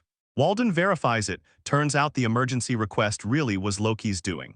Loki tries to wiggle out of it, insisting the real problem is the population explosion. Walden admits it isn't his fault, but he sure as hell knows he lit the fuse and set everything in motion. Loki admits that once you frame it like that, he can't honestly deny it. Walden seals the A rank home, and Loki immediately demands the reward be deposited. Walden shouts at him, demanding, "You're really trying to make even more money today, huh?" The buyer can't ignore it. Loki's been driving his body past the breaking point. Loki just flashes a shy little smile, and right as it lands, a bead of sweat slips down his cheek. Another hunter just figured it out. He'd sprinted in here with that haul, and his insane stamina is the whole reason. The buyer shoves the other hunters aside, even as they point at Loki and blame him for their brutal workload. He storms off, already plotting his next move. He'll need a fresh custom basket built from scratch. He slams on the brakes, feeling something lurking nearby, and snaps his head up in stunned surprise. Adam leans in at eye level, smirking as he delivers a greeting that feels rude the second it hits. With a demonic-looking party roaring behind him, Aiden grabs Loki and demands he hand over his earnings. Loki strides right past them, while a furious dent blares, begging him to not ignore him. At the counter, Amanda leans in and demands to know if it's true he partied with Aiden's crew. Loki shoots the claim down hard, but the others swear up and down they heard him actually say yes. He's stunned, replaying the moment he only told him to give it everything he had. They snap that his words spell party, then shove their demand for an equal slice of the reward. He seethes at their ridiculous logic, like they're pulling off cheat-level misinterpretation. He has no choice. He refuses to let anyone turn him into a joke. In the loud, bustling guild hall, Hunter Aiden storms up to Loki with arrogant swagger, ripping into him and demanding to know exactly what rank he's got. At the counter, Loki calmly tells Amanda his party's pathetic earnings, even as a dense, simmering rage swells inside him. Storms barreled in, furious, blasting Loki for speaking out of turn and calling him unworthy of the guild. Amanda coolly grills Adnan hard, reminding him that Loki is supposedly his party member. Flustered to the bone and trapped by his own lie, Aiden stammers out his agreement. With a wicked grin, Loki tosses Aiden a measly 5,000 beats, and when it hits, Aiden snaps back, raging as he refuses it. Adam erupts in a scream, swearing he'll hear not a single word more from that insolent kid. Loki's smile dies on his face as he leans in and unleashes a final bone-chilling warning at the hunters. Aiden scoffs at the threat, laughing it off as he taunts, "So what's the real difference between an enemy and a monster?" Loki's hand tightens on his sword and he swears, cold and ruthless, to butcher every last one of them. He growls that if they try to stop him, they'll end up just as worthless as goblins. Eden's mouth drops and he just freezes, staring at Loki like, "There's no way you're serious, right?" Amanda panics, screaming at the top of her lungs to summon the guildmaster, right now. Aiden finally loses it. He lunges at Loki mid-scream, yelling at him to stop acting so damn cocky. Guildmaster Yargoth steps onto the stairs, and his thunderous command slices right through the chaos. Yeah, the rules look simple, until you realize the right people can break them in a blink. A voice cuts in and basically says, "Stop fighting, just ask for exactly what you want." It hits less hard. A brutal flashback hits Madhu Eugene. He's back in his past life, trapped as a worn-out salaryman, and the exhaustion comes rushing in. In his office, Yargoth lays down the guild's hard rules. Hunters are forbidden to interfere with each other or else. Adam jerks to his feet, seething with rage, and demands to know why Yargoth is teaming up with some brat. Yargoth speaks coolly and says he's not picking a side, then drops the bomb that he's already talked to Loki. Loki silently mouths a prayer of thanks to his luck, because that sharp guildmaster is standing right there. Yargoth insists he wants to dodge a situation where someone dies, and that promise drives Adam straight up the wall. Still reeling from that line, Loki shoots the guildmaster a question and demands to know what he's really saying. Yargoth drops a brutal verdict. Aiden's crew is almost certainly getting wiped out in that fight. Adam sputters in total disbelief, still reeling that he just lost to one kid. Yargoth fires back that this total lack of risk management is the reason they're all trapped at F rank. He storms into Loki's absurdly massive halls and asks if the building even realizes who it's daring to provoke. Aiden's face erupts in cold sweat as the terrifying truth finally claws its way into his mind. A tiny Chibai Loki just shrugs and says Yargoth is basically calling it like it is, but then he mutters that still makes him totally not normal. A loud protest erupted every week from one packed party member, demanding, "We're not here to be hostile." A brutal diagram exposes their botch scheme, forcing Loki to step in, so they can snatch his materials and go report him. Yargoth rips into Isor and declares it's done, your hunter days are finished, and your future is sealed. 3 hunters stare in sheer terror as Yargoth slams the announcement, permanent expulsion from the guild. They hit back with protests screaming they got robbed, but Yargoth fires back, claiming they're lucky it wasn't even worse. One of the fallen hunters collapses into despair, wailing that he never imagined things would spiral this far. Yurgov tosses them a tiny mercy. He promises he'll get them new work so they don't get dragged into slavery. Just like that, with everything finally calmed down, Yargov swivels to Loki and fires off a question. So, are you satisfied? But Loki, eyes burning dark, declares that this punishment doesn't even come close to enough. Yargov leans in, eyes catching the flicker of intrigue, desperate to find out what's coming next. Loki shoots straight back, saying their punishment is none of anyone's business, and then he presses for personal compensation. Confused as hell, Aiden blurts out, "Wait, am I seriously supposed to demand a whole separate apology for getting kicked out?" Aiden drops to his knees and begs for mercy, swearing he's seconds away from getting married, but Loki just stays icy and doesn't care. Loki keeps his cool and asks, "Wouldn't it have been smarter to think about the risk before you pulled the trigger?" He starts a chilling monologue and blurts out the truth. He's not a hero, just a guy good people used and tossed aside. Rage twists his face as he spits that they're no different from all the others he's already seen. It's dead simple, whatever you plant, life will make you harvest it. This isn't a game, no do-overs, no easy exits, because every choice hits back with consequences.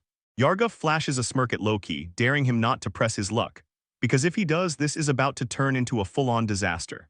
Loki latches onto revenge like it's music, grinning as he says he'd just brand them as thieves and move on.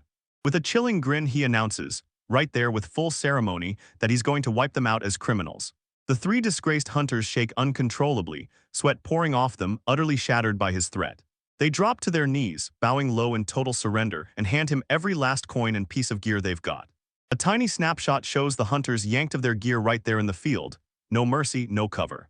Leaning out his office window, Yargov watches the guild hall below as the whole scene unfolds. Loki slips up behind the guildmaster and with a quiet step snaps their focus to him.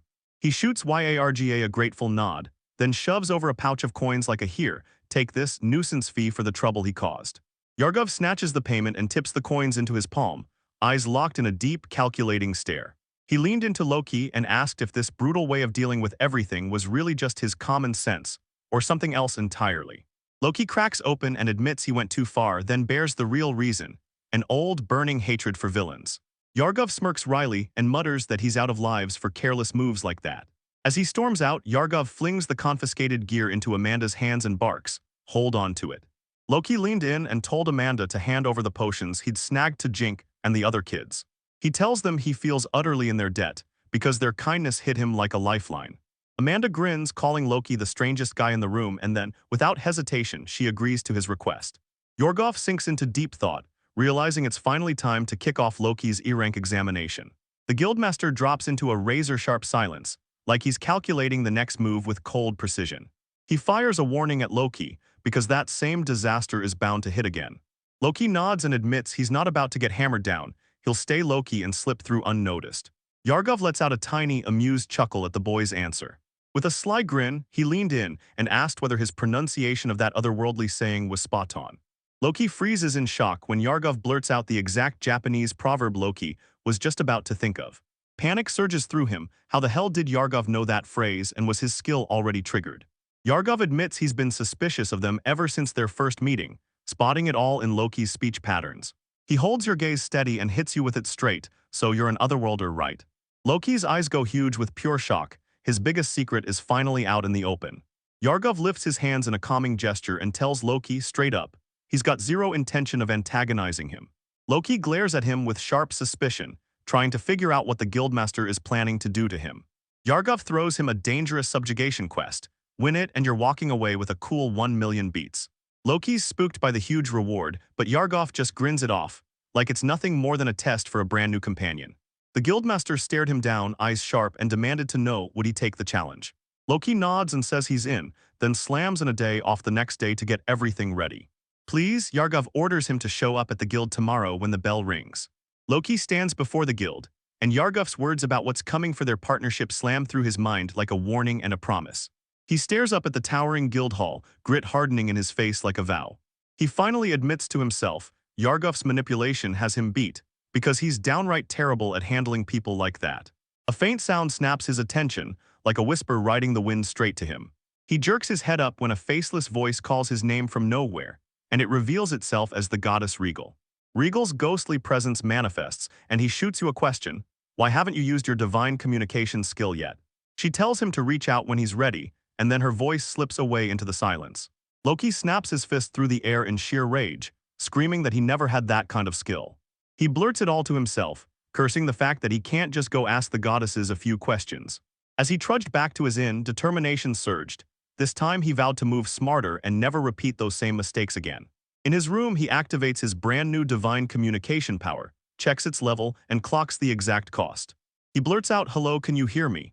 And the very next second, a bright, cheerful voice snaps back, recognizing him instantly. He ends up face to face with Felan, the goddess of fertility, and she warmly welcomes him into their chat like it's the best thing that's ever happened. A tiny, weird chibi character sits there, confused and out of place, staring at their meal like, "Wait, does this food taste awful?" A dazzling goddess named Listia sweeps in and softly scolds Felan, "This isn't a playground." Listia spills the truth. This skill lets her read Loki's thoughts, and Loki is left utterly stunned. Loki lets out a breath of relief, thinking, good, at least one goddess here is finally calm. Loki stares off into the distance, mulling over the goddesses, and thinks Listia is straight up awesome, smart, flawless, and insanely cool. A mysterious, chibi-looking goddess pops up out of nowhere and comically roars at him to shut up. Loki's cheeks flare as he blurts that he's happy about the compliment, then immediately insists he needs to ask his question.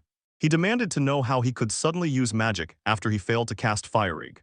He remembers it all the day after his very first visit to that church. Everything changed. The goddess can't stop wondering if it's because he got reincarnated, and it totally baffles Loki. She explains that magic users lure spirits in with their mana, like bait that summons them right to their command. Loki clocks it in an instant. Those spirits never even saw him because he can't perceive them at all. He sinks onto his back porch, lost in thought as he tries to crack where magic truly comes from. Fury burns in his chest as he finally clicks. He'd never touched magic if he hadn't met them. A goddess's voice thundered the question, why had his thoughts just gone silent? Loki scratches his head and blurts out an apology, like he totally got lost inside his own thoughts. He thanks them, feeling lighter by the second, like the weight finally lifted now that everything clicks. He can still hear Walden's warning ringing in his head. Hunting orcs alone is pure danger. Loki admits the real problem is the brutal weight of the materials crushing everything in their path. He turns to the goddesses and asks if he can pick their brains about a skill he's dying to learn. He can't stop grinning as he blurts out how badly he wants an item box, or any kind of inventory to stash his stuff. Felan pitches spatial magic, then hands that power over to the otherworlders. His divine link gets severed in an instant, and he erupts in a fury, screaming that they've run out of time. He lets out a heavy sigh and admits, yeah, that skill is still his lifeline. Elsewhere, Yargov decides he'll hit the guild tomorrow, sensing movement closing in. Loki can't stop buzzing. He feels that rush of excitement because he finally believes the main story is about to kick off for real. A chilling tremble crawls out from the porch of his inn, rattling the air like something's alive. Dazed and barely awake, he can't make sense of what's happening. Then his consciousness starts slipping away fast. He crumples to the ground, arm shooting out in a last desperate reach as his strength drains away. Night falls and the camera sweeps up the building's outside wall, stretching the suspense into the darkness. Loki jolts upright in bed and it hits him, morning's already here. He can't shake the weird feeling. Right after that divine conversation, sleep hit him out of nowhere. He frantically scans himself for poison, but when he reaches for his mana, it's completely wiped out. His gaze snaps to his sword and a sharp doubt hits him. Could it be the reason? He jerks up in shock and the truth slams into him like a punch. From his bed, he locks eyes on the sword, and then it hits him, the truth crashing into place. He snaps out of his panic and decides to lay out a hypothesis first. Cool head on, no chaos. A black title card slams onto the screen and it basically dares you, let's make a hypothesis. He slips back into his routine, draining his mana until it's nearly gone just to push his magic to the brink. His mana ran dry, so the sword stepped in and covered the divine chat's cost. Even after he threw the sword away, it kept sucking the mana out of him. He can't stop imagining mice swarming his bed, leaving him totally defenseless while he sleeps. And then it hits him, horror slams into his chest, because under this world's rules he could have died. He yanks the window wide open, set and ready to kick off his chaotic day. A tight close-up lingers on the end's intricate woodwork, showing off every carved detail like it's the main event. He decides to swing by Yarger first, then snatch back the items that were confiscated from a dent. At the guild, he catches one of Aden's guys grumbling about him like they're plotting trouble. Loki spots the man and growls his name under his breath, like he's trying not to believe it. The hunters buzz with gossip, whispering like, did he really snag every last piece of our gear? Loki lets out a deep sigh, like he already knew it would play out exactly this way. He remembers that even in games, the moment someone stands out, everyone comes at them with non-stop harassment. He couldn't stomach that toxic vibe, and the other players felt the same way. He refuses to let anyone else's malice drag him down, because he thinks that's a waste of everything. As long as the system keeps working, he shrugs off every opinion, because it's the results that matter to him. Tackling those faceless anonymous masses was just a total waste of his time. He swears solitude is the easy way out, until a voice suddenly calls his name from right behind him. He whips his head around because his name is being shouted from the guild entrance. Mesa, Jink, and Potter come sprinting toward him, shouting his name with pure, non-stop joy. Loki snaps to attention at their sudden arrival, and all he can manage is, huh. He demanded to know why they were here, and Jinx shot back that they'd met Amanda. Jinx tells Loki, "I'm really glad I got to thank you before I head out hunting." Then he turns to Loki and gives him his thanks for the potions he handed them. Potter thrusts the potions forward and demands, "Are you sure it's really safe for you all to take these?" Loki just gives a quick nod, and the kids instantly accept his gesture like it's a real sign of friendship. Once his business wrapped up, Loki hustled to the church to talk face-to-face with the goddesses. With a bright grin, he greets a nun and announces, "I've come to offer a prayer." He hands Sister Marissa a gift basket as a sincere apology for all the questions he asked earlier. He drops to his knees, asks if the goddesses are here, and blurts out that he's come all this way just to meet them. Two gentle voices drift through the air, and they're basically shouting, "We've got you always." He gets yanked straight into the divine realm, and a goddess tells him right to his face that it's okay now. He's met by three goddesses at once: Felin, all sunshine and smiles, Firel, soft as a whisper, and Listia, sharp, graceful, and elegant. Loki can't stop staring. Every time he sees their beauty, he's blown away, convinced their visuals are just way too perfect. Listia admits that even though he's been here before, the sheer weight of it still hits him and overwhelms him. He catches himself thinking Felin is pure, overwhelming cuteness, like the universe bundled it up just for him. He looks at Farrell and sees something almost demonic, this kindness that swallows everything whole. He looks at Listio and instantly feels that mysterious, dignified beauty has somehow stepped out of legend and taken a human form. He shields his face, like the sight is too wild for his own eyes to handle. A tight close-up shows him throwing up his arm, shielding his eyes from their blinding divine glow. Felin asks if he can leave, but Listio shuts it down. He's not allowed to go. Felin grins and tugs his soul right toward that ornate table, practically yelling, "Come on, join me." Loki jerks in surprise, scanning the spot like, "Wait, was there a desk here before?" He fumbles out the wrong gestures, urging him to sit, right as a steaming cup of tea suddenly appears. The camera slams in close on Loki's eyes, wide, stunned, and caught completely off guard. He can't stop staring at that wild stretch of space. Then he finally exhales, relieved Alicia made it through her run-in with the others. He remembers Wriggle and Lee watching him like they didn't trust a word. Then, against their doubts, they finally leaned in and listened to his tale. Felin tells him to calm down, because he's got zero skills that could ever shake the world. Loki stammers, totally rattled by how close she keeps getting, like her teasing is messing with his very head. He blurts out, "So I'm just a soul right now." And when the answer proves it, he realizes he's not surviving, he's failing. Felin lunges to use her divine eye on him, but it fails to work the moment it hits. She tells him, "You can't touch the body, you can only reach his soul." Chibai Loki realizes it, he's totally defenseless in the church now. Farrell leans in and tells him, "Relax, I wield space-time magic to slam time into slow motion." He fires back, "So that's a skill," and Farrell grins, confirming it right away. He can't help blushing, wondering if he'll ever pull off skills that feel straight-up godlike. Farrell leans in and tells him, "Not everything can happen, but don't miss this. The power is sitting right there waiting for you." A tight close-up locks onto Farrell's gentle, knowing smile, soft at first, but with a dangerously seductive edge. She leans in and tells them, "We're dying of curiosity, spill your story." She tells him, "We're feeling the same thing," and then he replies, "Yeah, me too."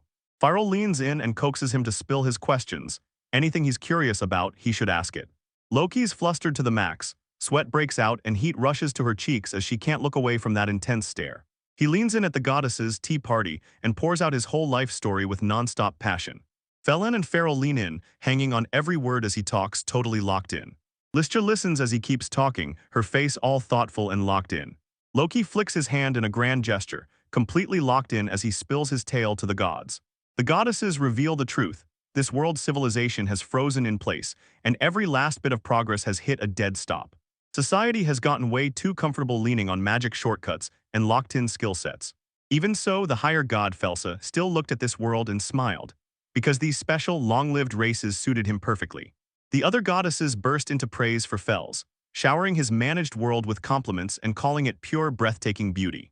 Loki, totally thrown off by all that worship, blurts out, "So, who is this Felsa you keep talking about?" He can't shake the question, can he really trust these divine beings with their wild moods and terrifying power? Loki replays his awful first meeting with the gods, and the memory of Leo's threat tossing the world aside hits him like a punch. Felen lets out a laugh and waves off Lee's brutal words, but Loki is left completely thrown off, stumbling over his own thoughts. He starts freaking out in his head, convinced he's already spilled too much, and just exposed his cold, cynical side to them.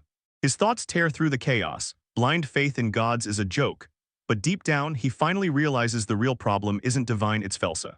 The goddesses huddle together and decide this is their job only, nudge the world toward something better. Loki once again gets the vibe of detached corporate managers, and panic gnaws at him, like he's been way too open and now he'll pay for it. Those feral grins soften as if they're whispering, "You're a good soul, you've been steering them all along." Loki is so shocked by the sudden praise that he freezes, speechless, flustered, and totally caught off guard. He face-plants into the table, mortified, as Feral keeps teasing him like he's an open book. The goddesses finally agree he's worth hearing out, and Feral braces himself as he gets ready to fire off his question. Loki shoots a nervous glance upward, panicking over what the divine beings could possibly be up to now, and what they might demand from him next. A familiar planet flashes on screen as Feral leans in and asks, "Do you know a world called Earth?" His breath seizes in his throat when he realizes this is the exact world he came from. He blurts out, "What does my homeworld have to do with any of this?" Total confusion hits as the conversation suddenly shifts. The goddesses flat out tell him this, Earth is Fel's greatest hit, and he keeps a direct, hands-on grip on it himself. Loki fires the question, "What is this world compared to the rest?" And the goddesses tell him the truth. The real story kicks off right now. Feral drops the truth. This world is rotting from the inside, and its civilization has stalled because it leans on magic way too much. To save it, they rip souls from Earth and demand their brilliant wisdom and hard-earned knowledge. She says legendary hero Takuya was just that kind of soul, sent to bring Earth's wisdom to everyone. Devastating truth finally slams into Loki, everything clicks into place, and he finally understands. He finally clicks that all those wild technologies he's been staring at came from Earthlings. So then the real question hits, who exactly is he? A chaotic montage smashes into his existential spiral. No purpose, no way to cheat the system, just cast aside like nothing. His voice cracks into a broken whisper as he pleads for guidance, because he needs a reason to keep living. Firo glances back at him, catches the crushing despair in his eyes, and gently asks, "What's wrong?" He plummets through a cosmic void, reaching for the goddess with trembling hands, begging for one answer, how he's supposed to live.